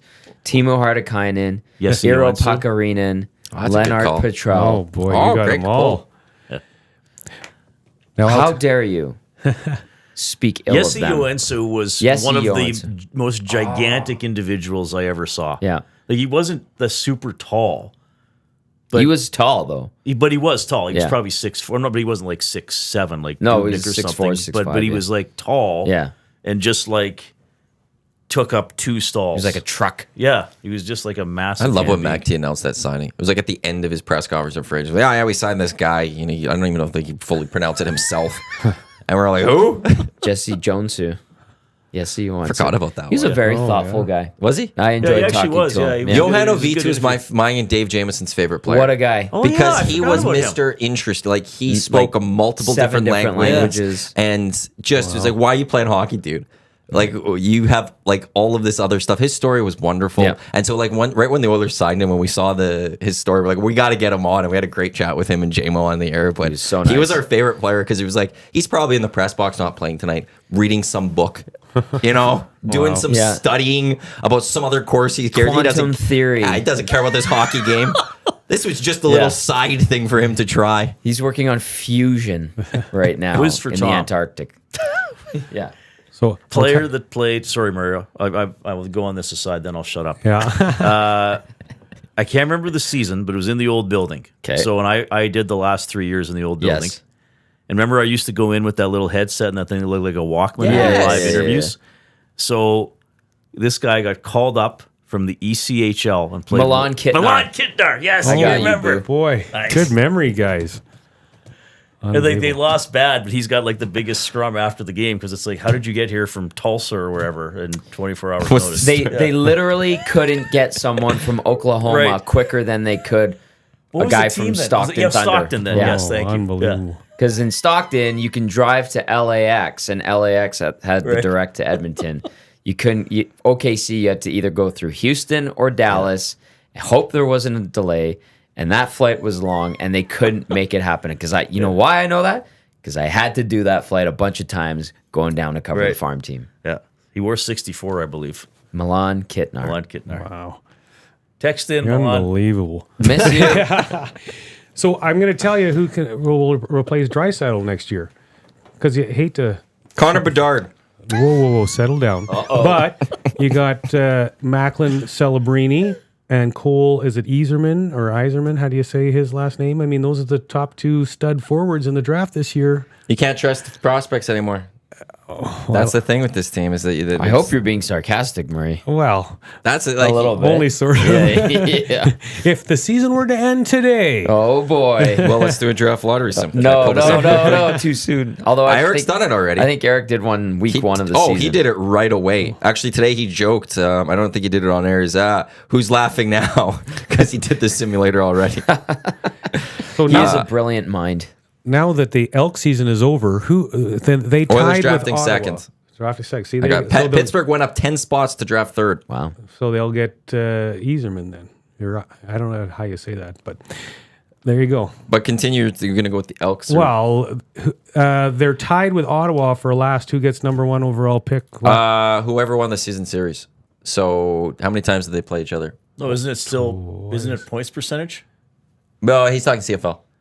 Oh, So season's over. Ottawa. Season's Yeah. over. I'm trying to remember. Well, because like Edmonton last won year- here. Oh, they beat us. They beat us like 26-8. We only won 30-20. That's it. So then points. So then Edmonton Is will that get the what it number is? one. Did we draft Okay. for? I should know that. But I feel like last year I thought that we were tied with them and they won the season series, but somehow we were second last year. No, I I think can't remember. I don't think Edmonton had the season series against them last year No, okay, so yeah, because they maybe would have I'm split obviously because they didn't. Edmonton didn't win at home. It's very Yeah, easy to. we That's won very Ottawa nice. last It's year. very easy to remember didn't who they win at beat and home, stuff. yeah. Yeah, And when- so when I you think only points won- differential again would have happened. Yeah. Not that I know if No, there's we got any. the first pick. We got the first pick This year. according to Wikipedia. Yeah, which is I completely, would think so. Which is Yeah, completely okay. accurate, kids. but Perfect. Quote but the Elks had Wikipedia in second. your papers. Last year they did. Yeah, so they would have won the season series against Ottawa. yeah, last year. maybe they did. I can't. And then, This year, so number then one, I Edmonton's don't- gonna have the number one overall pick this I year. don't know It's if supposed to be a there's- deep draft. Yeah. Is it? That's So all are we they heard about taking last year. Yakupov or Murray, the Elks? Hey, Should trade Ask forward, the come owner play because he for the knows Oilers. best. oh, which one? Because there's 17 of them.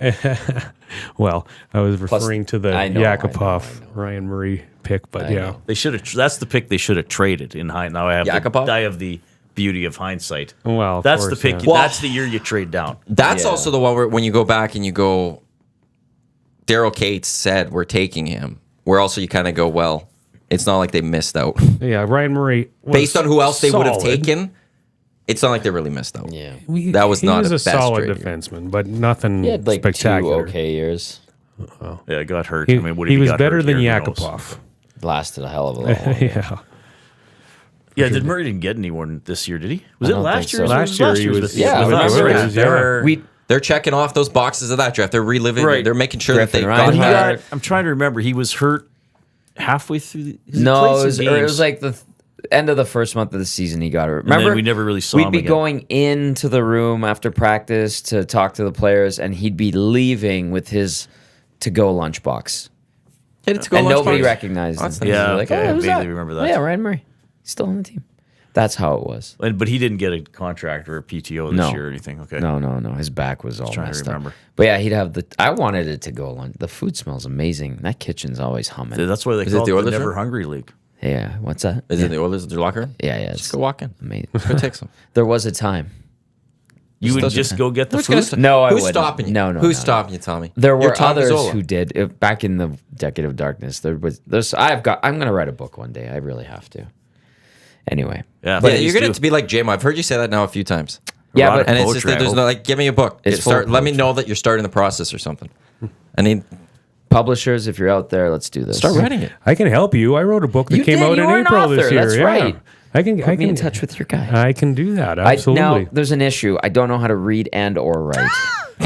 Well, the Ghostwriter. the It's group perfect. that That's the key. I worked perfect. with is phenomenal to work with, and you write what you write. Because everyone said to me, "Well, and you're in Canada, you just have to self-publish." I'm like, "Oof, I'm not a good enough writer to self-publish my own book." Is that how it went down? And so I got hooked up with a company in the States Yeah. from a mutual friend, and I mean, they were amazing to work with. So I would write what I would write, Yeah. and then I had an editor that would make it sound a heck of a lot better than I did, and then I would go and tweak it a little bit more after it came back to me and whatnot. But Pretty cool.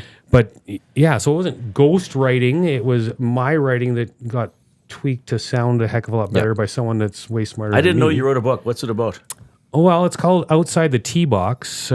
Ultimately, it's a business book, but people paint it as a golf book because of who I am and what it's about. But the subtitle is My Personal Journey and Secrets to Success in the Golf Business. So the first half of the book is a lot about my journey with some business tidbits in it.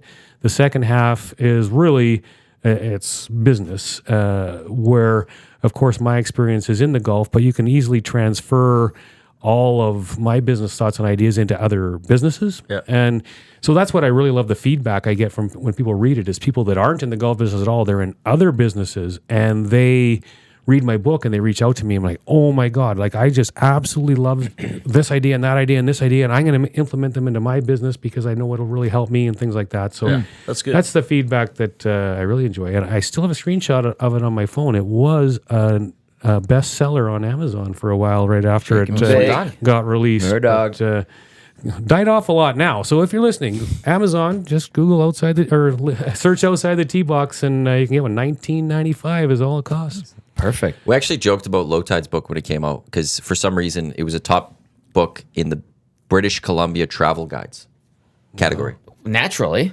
What was his book? Oilers on the clock about Yeah. their draft. Yeah. Oh, right. And it was top tourist book for if you're heading to BC and you wanted to get some stuff about BC traveling. I think he was at he at one point hit number 1, but usually he was like number 2 or number 3, and it would be Damn. like bird watching guide in Kelowna or something. And then on the clock, Edmonton Oilers draft history by Low Tide. Alan Mitchell. We loved keeping track of that one. Low Tide. His book for whatever reason was in the worst category for that. But he That's owned amazing. it, man. That's a good book. When Low Tide. Do you have a deep title dives, for your book? Have you even thought about that part? Yeah, I'm just gonna steal JMO's. No, you can't. I I know, will I'm fight you kidding. on that one. Why, I what will. was JMO's? So this is a story of when Kahari Jones was with JMO on the sideline at an Elks training camp game once. Some guy was on the field, and they laughed about this and stuff, but some guy was on the field and got destroyed on a punt return, just knocked out. And when the trainer went up and said, "Hey, what's up?" and stuff, and he went, "My bleeps bleeped up." Oh my! So and now James was like, "That's the title of my book is so my good. bleeps bleeped up." That But with would the be a actual good one. words or something. So I'm not. I will fight for Dave's right for that title. 'cause Well, it's- Decade of Darkness would be a good title. Yeah, I feel like Actually, that's a really Spec good or one. like Stoff. Well, Stoff wouldn't have to. He'd have to leave the organization. Spec would write it, I think, or like Terry Jones. I don't know, but at some point, like I have to. I've just seen so much BS and continue to. Would you write a book of something? Is there something that interests you that you'd be like, I should write a book on that? Yeah, I don't know. I would write. I'd honestly like to do a fringe play on being a. Would you? radio talk You're show very host. artistic. Yes. Yeah. Oh, that'd be. Yeah, I'd like to go back in the fringe someday. I've always wanted to write a book, though never had. So I admire that you Murray. actually did it, Thank- Murray. thank you. Appreciate that's that, yeah. awesome. And when I talk to when I interview authors, I always ask like, why did you do it, and how did you actually get around to do it? Like, get around sounds like a weird way to put it, Yeah. but there is a certain you got to make sure you budget time. I don't know if I would write. I'd probably write. At this point, I would probably write fiction, but base it on my experiences. Because as you know, Tom, I like to not exaggerate per se, but I like to take things to weird things. Like I like to take a real but in thing a good way. and then take it to a weird spot, Yeah, but yeah. in a way that provides commentary and humor on what Yeah. actually happened. So I'd probably write a book about my own experiences and about people I know, but I would fictionalize the events and twist I'd be them to make intrigued what you it do. more entertaining or even.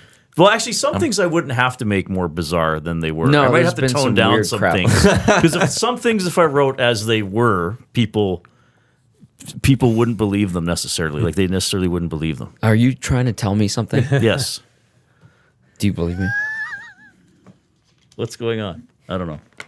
Tom Gazzola, Murray McCourt, Matt Iwanyk, Reid Wilkins with you here on the EST Hangout, presented by Amott's Clamato. Reminder, coming up Wednesday, it's going to be our last day to purchase stuff from our pop-up store on the Edmonton Sports Talk website. So you got this weekend, Monday, Tuesday, Wednesday to purchase things. EdmontonSportsTalk.com, go to the very top. It says EST Shop. Very simple. You click that link, and it takes you to our shop page where you can buy a T-shirt, hoodie, hat, sweatshirt, Sweat. Yeah. There coffee it is. mug, Right there. toque, and we got a couple kids shirts for youth and toddlers and stuff like that. So you have till Wednesday to do that. EdmontonSportsTalk.com, go to the very top, EST shops right there, and that's all thanks to our official merch partner, the Hive Product Marketing, products that bring the buzz, hiveproductmarketing.com. Do you guys have anything else to add on the Oilers, or can we transition a little into the CFL here? If people are wondering what's going on, I've just been told it's quiet right now. So there you go.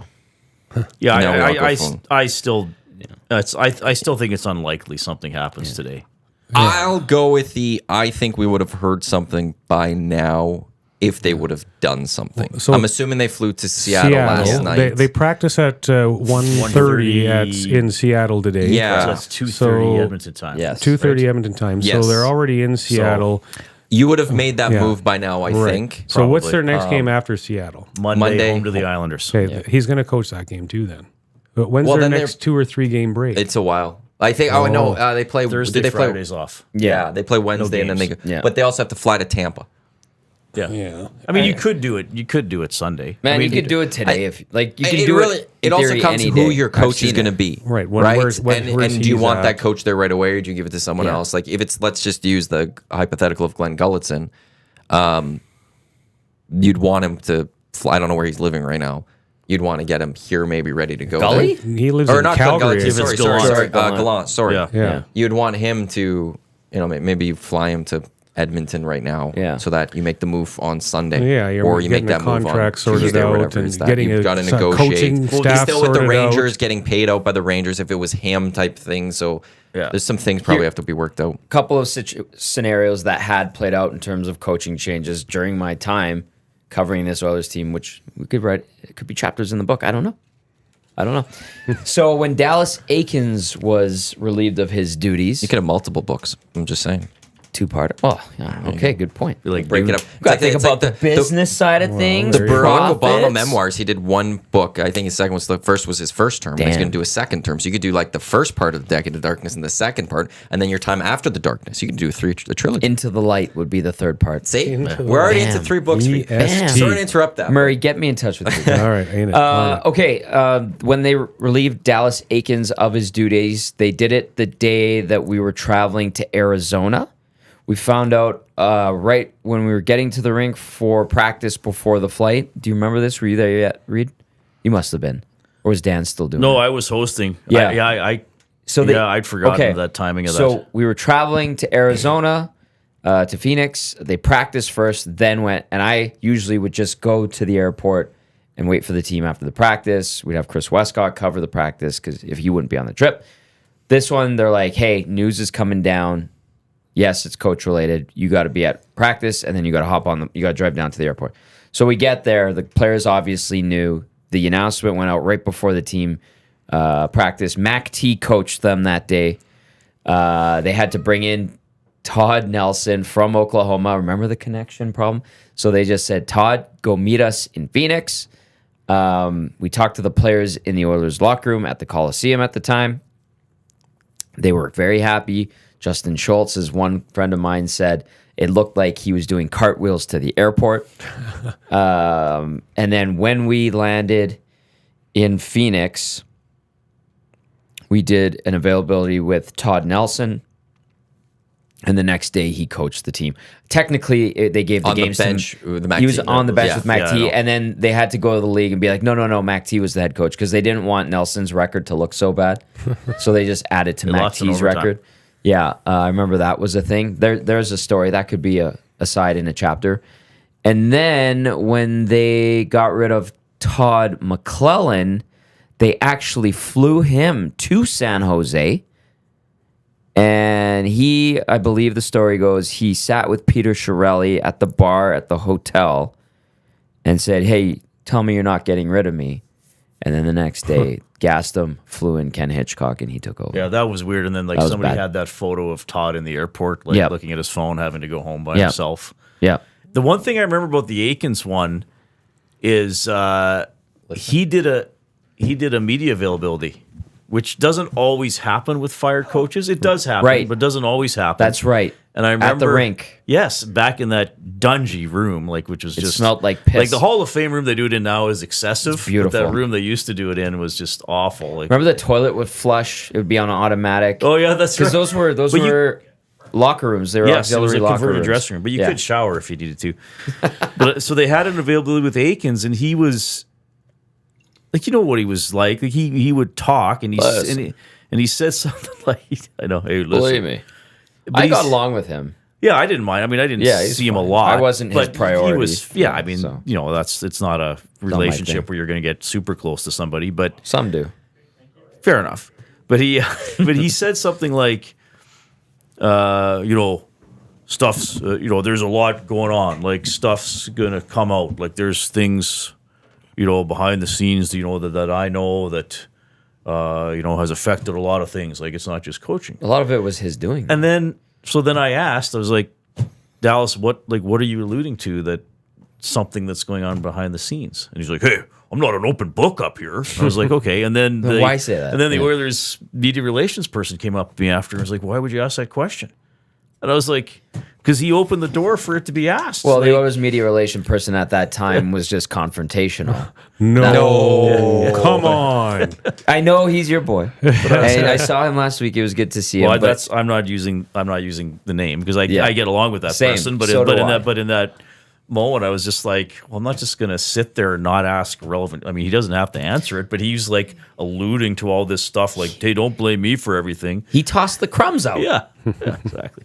I mean, I didn't think he would answer it, but I'm like, well, he's You just said it. He teed it up for Yeah. you to ask. So. Quinn Phillips in the nasty chat. Hey. Want to know something horrible? I was so sick with the flu when Dallas got fired, but no one at Global was available to cover the story, so they begged me. So I went and was so sick. And then he shook everyone's hand, and all I could think of was, That's right. He got fired, and now I'm giving him the flu. Oh, he did. wow. I remember that he did shake Yep. everybody's. I got he a did handshake shake from him. everybody's hand. Wow. Yeah. Yeah. I did not. I have bad things from that press conference with Dallas. That I was was very obviously annoyed by him. pre-COVID, or Because Quinn wouldn't have been. well, one actually, Yeah. I started like feeling like, well, I shouldn't say bad. Like it was, I started being convinced, like because he had a way with words, and I started to be like, this guy maybe he deserved a little bit more. And then finally, like it hit me. He's like, no, this guy's good with his words to convince you. But my issue with Dallas Aikens from that one was, he said he loves the city of Edmonton. He says how much his family and everyone loves it here, and we're going to keep Edmonton our home until we get our next coaching job, and then so we'll stay in Edmonton. And then 2 weeks later, he was living in Vancouver. And then his And I wife. was just like, geez, like don't say that. Just don't say that in the end. and then his wife posted that photo of him on his bike. with the sun with the. It was actually a really cool photo. He was Yeah. on his bike with his arms out, and she posted, "Free Dallas is finally free." Oh my God. It's like, yeah, after 100 games in Edmonton. Like, Yeah. no, granted, he had a terrible roster. I've never in But I my was annoyed by that. I was like, don't say that you love Edmonton, you're going to Yeah. stay here, and then just leave 2 weeks Yeah, later. That's Like, not fair. I've never experienced a head coach of a team on a game day during the morning skate sitting with me and the rest of our media colleagues and peers enjoying a coffee while his team practiced in front of him until Dallas Aiken. The first move he made in a Really? training camp of his first NHL training camp was to deal with the media and their donuts. And look, I don't care whether the media should have donuts or not. They could get rid of that. I don't care. When it's your first NHL training camp and that's a priority for you, that should have been the sign that, oh boy, this isn't going to go well. We never had donuts. No, this is. I tell this. I probably have to tell this story once or twice a year Please do. on air because They always had it at training camp on that first like garbage day. sometimes yes, on garbage sometimes there'd be like muffins and Yes. a few donuts. Yeah. Yes. So that day there's a vegetable and fruit platter. Yeah. I didn't eat the donuts because of my allergies. I don't touch, so it's not like I was personally hard done by. It was almost just like comical and unnecessary that a coach would think of that. Yes. Yeah. And plus, I think people, oh, you guys lost your donuts. It's like we didn't get stuff every day. No. They might put out something the first day as a courtesy because it's a long day. Yes. We're not there. We don't That day, go to garbage bag day. I'm kind not of. going to go to practice to the morning skate on Monday and have a spread. There's no out spread. for me. Like We get more there's a donuts coffee brought us here there's- yeah, than there was ever that I've Yeah. whenever. times Sometimes I'd the go. coffee machine has coffee. Sometimes. Yeah. Sometimes it's left over from the day Sometimes before. like Strudwick will bring like a full charcuterie platter. Yeah, Sometimes. or J Mill. Yeah. Well, and Struddy gets the good stuff. The Speaking of the Struddy. fine Prosciutto. cuts. For the prosciutto. Speaking of Prosciutto. Struddy, next Friday, Anyway. No, EST Hangout, the big baby. dog. Oh. Jason Strudwick will make his right. appearance on the Hangout next I'm gonna Friday. call in. Now, he's a big Giants fan, so make sure you chirp him after my Cowboys give We the can do Giants that. a second whooping this weekend. Is that a fair fight to criticize, like call him out for? Like, I don't know, like that's you know, a beating the dog while it's down type thing. Like, you just want to keep kicking there. Listen, he's a big chirper. We all know how big a chirper Struds is, so He's a great chirper. I know. When we talk NFL, I don't have much to stand on right now. Kyler Murray's back, baby. I'm not even excited about it. Kyler Murray's back. I'm It's all great. uphill from here. You can't Well, get worse. Just let the Cardinals show you it can get worse. Oh, 'Cause boy. oh boy, they suck. Yeah, they beat my team though. Oh, What's your team? I That was was a great devastated. win. I cheer for the no. Seahawks. The Seahawks. Yep. Oh, sorry about the loss this past weekend. Now, is that I'm a sign okay of with things to come for the Seahawks? Or are they? I not think that good, they're or- kind of like last year. Like they're good, but they're Yeah. not great. Yeah. And they have a Yeah. 4-game stretch where they play the Niners twice, Dallas, and Philadelphia. Yeah, but the So Niners they aren't could lose dangerous. all Oh, they'll four beat the games. Cowboys. The Yeah, Niners have dropped a little Settle bit. down, Gazzola. You know, the I'm Niners kidding. I'll aren't. start The bringing Niners up the aren't. Buys and they- Red Wing yeah, games of yesteryear. Oh, I don't know. not. They're pretty good. That's It's pretty like speaking of good organizations, the Niners are pretty good. Yes, They've done And I know well. they haven't won a Super Bowl recently, but they've been very competitive. Should have won most one. most years. One of the things that San Francisco has such a massive advantage right now is they have a quarterback on an $800,000 Yeah, no kidding, a year contract. That Unreal. enables you to spend a lot of money in other spots. Where when his contract comes up and he's getting paid $45 million, like a bunch of other, Yeah. Is he going to get paid quarterbacks. $45 million? well, he's That's had going to a- be an interesting one for me because, or do you just find another Brock Purdy? I think they just find another Yeah, quarterback. that's it. Just That's sits a their system right there. That's so Yeah. That's, interesting. that's a about- game management system. You find a quarterback that just don't turn the ball over, you'll be good. Well, you're not going to find many of those with the Mr. Irrelevant pick in an NFL draft. Not Mr. though. Relevant, but just Could he still command 20 schmil? which isn't bad. Oh. Yeah. Yeah, you He's pay for had that. 2 or 3 bad weeks in a row after a season and a half of great play. He's probably going to take the team back to the Super Bowl again this year, right? He's going to get paid by somebody if it's Yeah. not San Francisco. CFL playoffs this weekend. We going to see an Let's upset go. anywhere? Is the Lions over the Bombers an upset? Yeah. Yeah, Or it'd be a is that- mild, I'd be an upset. Okay. It'd be a mild upset. Yeah, but mild for sure. Do the Owls or Lions get it done? I think the Lions might win. I'll pick the Lions. How about that? I've already picked I'm the gonna Lions. pick the Lions. Today, Mr. Lean, cool bet. I leaned on the Lions straight money line, not even spread. Just straight up winning this football What is game. the spread? 4.5. Okay. You want to get nuts? Let's get nuts. It's As Michael Keaton, the great Michael Keaton. no once Dalton said. Schoen, Nick Dembski, and Rashid Bailey game time decisions, but that's clear they're a little banged obviously up. banged up, Now yeah. Brady Oliveira is a great running back. He is worthy of MOP. I think it should be Chad Kelly, but he's worthy of being an MOP this Yeah. year. It's going to be -7, I think, with the wind chill. Like it's going to feel like -7, but -1. I don't think there's supposed to be snow or anything like that. I think Vernon Adams and his receiving core and what they can do. I think they almost beat the Bombers last year in a cold game. There was a little bit of snow, I think. They almost got it done with an injured Nathan Rourke. I think they could go in and get it done this year. And the Bombers don't go to 4 I straight. think that's Grey Cups. logical. Now, But Toronto wins it all, though, no? yeah, I think so. And here's the one thing. You never know in one game in football. Yeah, That's the BC beauty of that's football. fair, yeah. BC's very up and down, but when they're clicking, they're really good. Yeah. 2014, the Elks could have won the Grey Cup that year if Riley doesn't get hurt. But Calgary went in to take on Hamilton, and Hamilton was nothing. And everyone's like, Hamilton doesn't have a shot in this one. And they were a block from behind on a punt return that was right. returned for a touchdown away Yeah. from knocking off the Stampeders and winning the Grey Cup that was a year. terrible call. It's just, you mentioned the Giants taking down the Patriots. Last year, Argos taking down the Bombers. Yeah. One game, anything can happen Yeah, in that one. But they absolutely. do look like the strongest team that should take it this But the year. Alouettes, Best team doesn't always win. that's true. But the Alouettes are Trending in doing the that right direction. classic peaking at the right time. They're but not have gonna beat never Toronto. beaten any of the 3 teams that are left in the playoffs this So year. they're screwed. But they're undefeated against everyone that's not in the playoffs right now. It's so weird. Like they are the classic middle of the pack best team. Yes, I agree. And I actually thought Hamilton was going to beat them. And I really like Jason Moss.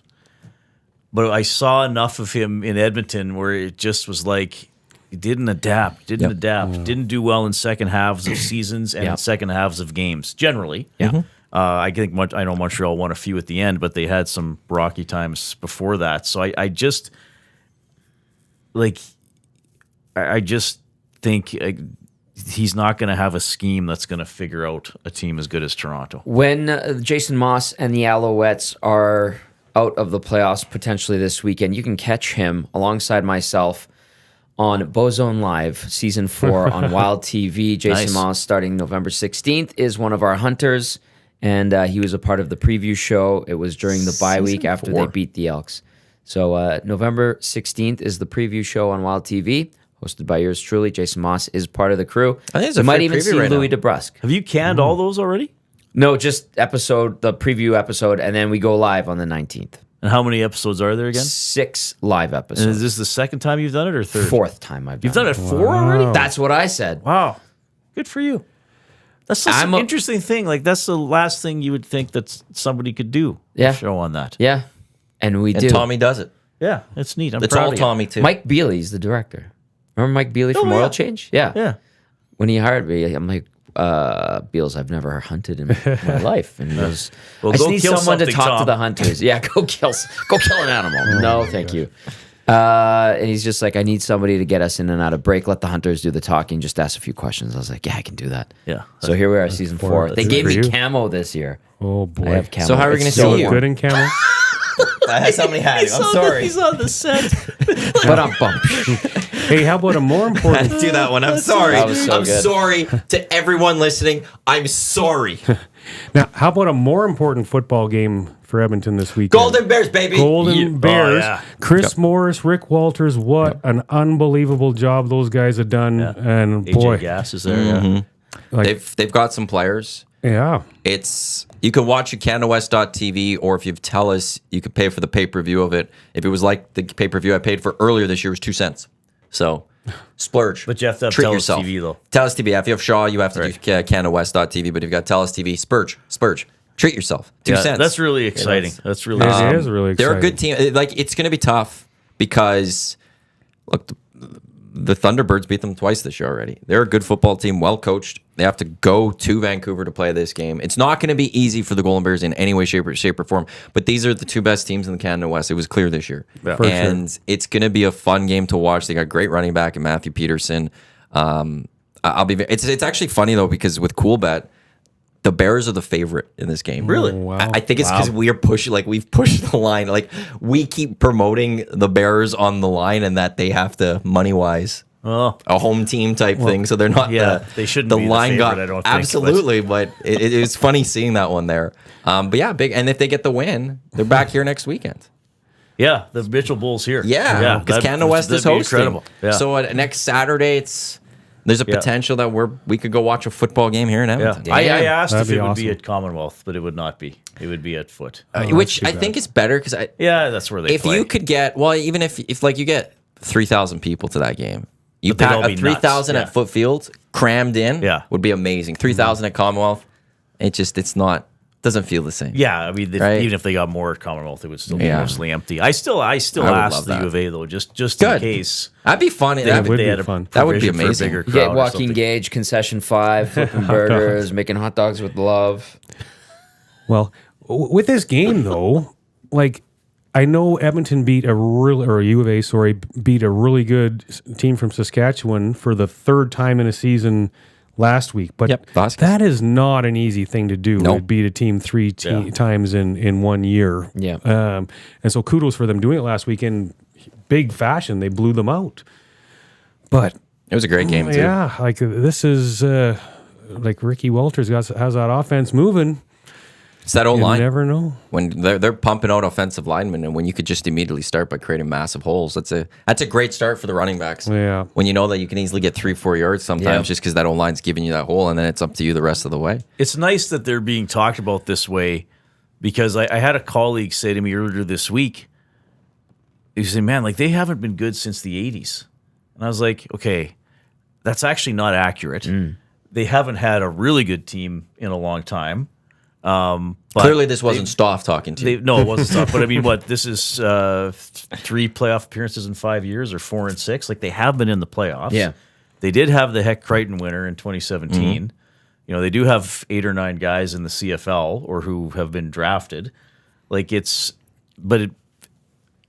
were you go 0-8 a couple times, and I guess you're always 0-8. the 2000s had a couple of Hardy Cup, or I think maybe Well, 3 under Hardy Friesen, Cups. Jay Jay was in part of 05 2 was of the them. last one, right? I think that was home. Oh, last home. The I last think home so. game was 2003. They actually, I forgot about this. They made the Hardy Cup final in 2010. Yes, with a that's- 3-5 record. Oh wow. They They won upset playoffs. Sask on the road, and then Yeah. they lost 56-3 in the final. Well, So- they won't lose that like that this time. But No, and that's maybe the difference with the Bears is that this is the first time, that I could really remember that they were good all year. Like Yes. their record was Yes. strong. They got to the playoffs. They've won that playoff game, and we're going in this game actually. Like, look, they are the betting favorite based on one booking. Cool bet. Whether that was right or wrong, that's a different thing. But it should be a close game. Like I don't think we're thinking that. What was that score in 2010? I think it was 56-3. Well, I don't think we're expecting 56-3 No, on this it's one. like it'll be a I'm good going to game. spend my 2 cents and also be upset 2 minutes in throwing pens. I'm like, what? I want my 2 cents back. You know? Don't be that guy. Yeah. Well, ultimately, though, this is going to benefit their program when Huge. they've been this good all Well- year. If they can win this game, like the recruiting process becomes easier and easier the more you win. Yeah. But flip that. I think that 4 graduates. That's it. Wow. Yeah, Like, that's a good depending point. who's Yeah, going that's a good to who has chances at CFL maybe or something next year, a large portion of this team or the vast majority of this team is coming back next year as well, and they could come back and try to do it again next year as well. So that's a big one. And then as long as Chris Morris keeps graduating offensive linemen to the CFL or the NFL, offensive linemen across this country are going to keep looking at Yeah. Edmonton and going, I should be playing for Chris Morris because if I want a future in football as an offensive lineman, that guy's a good person to be under to get me there. What did JMO say his nickname was? C Murder? C Murder. Alfred Praden gave him C Murder. Wow. Because he was, I guess, in the trenches and stuff, pretty nasty. Yeah, I've heard some stuff about Yeah. it. Now, does Chris Morris elevate his coaching, though, and end up O-line coach of the Elks or anything like that, do you think? Or is he happy doing what he's Yeah, I doing? don't know. I've never talked to him about that. Yeah. I don't know if that's an aspiration He for is him an or not. educator, Yeah. right? Yeah. Yeah. I think if I had to guess, I don't think you'd want to go be an offensive line coach when you're a head coach. I think if you would want that step, you would want a bigger role. Yeah. And I don't know if that is coming. Like a DC.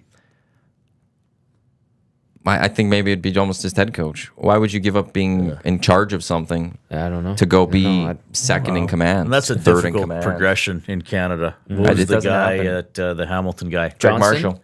Yeah, Marshall. Oh, yeah, Marshall. Yeah. He did good first year, terrible second year. Yeah, was that's right. out. Greg Marshall. Yeah, Scott Floor, and not the Greg Marshall that was in Edmonton for many years. There's two Greg The Marshalls. Ontario one, yeah. Scott Floor is being discussed. He's the Huskies coach, maybe being in the running for the Riders job, Oh, interesting. which would be an interesting one. Really? Yeah, Wow. Like you don't But see he like, played for the Riders, right? he must have.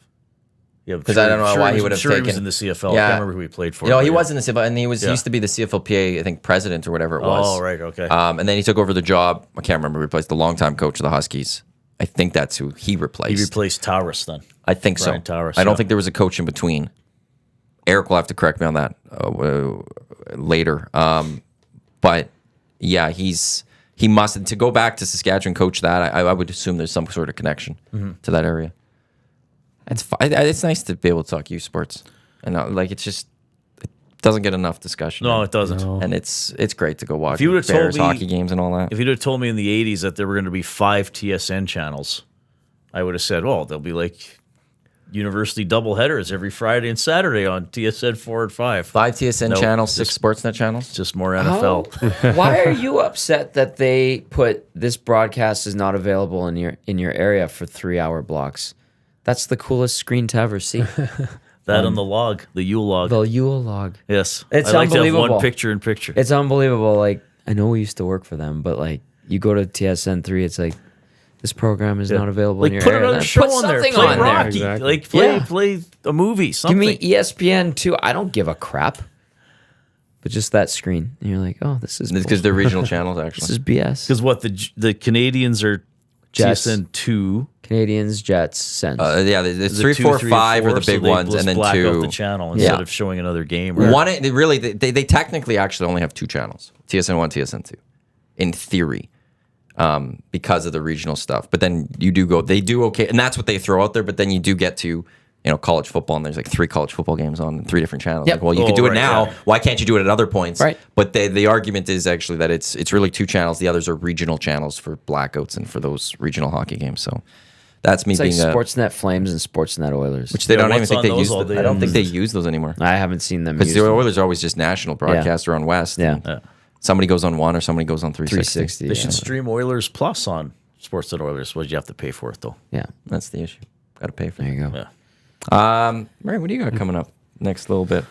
Not very much. This time of year is not the busiest time in my my life. I work out for 2 hours a day, wow. and I work for It's coming around. yeah. Very nice. Then I go to work 5 hours a day during the week, and weekends at home with my family. Love it. Awesome. It's very nice to get to spend more time with my family this time of year. Show tonight? Show tonight from 7 to 8. That's on 6:30, Ched. I don't know who's going to be on yet. That's the best shows. Well, you don't need us to guest. No, you you can just just talk talk. about the Are you Oilers for opening now. up It lines? gets, and just take texts and take calls, and Yeah. you'll get through that hour. These are like the easiest shows. Yeah, an hour's quick. I got an email. Global Television wants to interview me about the Oilers. So I'll have to put on even more makeup. Perfect. A little rouge. Tom can help you with some of that stuff. Yeah. He's got it Whoa. all figured out. Yeah. You were on TV. Yeah. Just take. Well, so was he. I know. Oh, a long I'm just time saying ago. you could help and stuff. Just remember, take away the shine and the blemishes. Yeah, You're I'm good to very go, shiny. baby. Is that the story? That's it. And then Oilers this weekend as well. On Yeah, Saturday we both have broadcasts tomorrow, I guess. And Late game again tomorrow. Yep. 12 o'clock, me and you together, Oil Stream. Boom.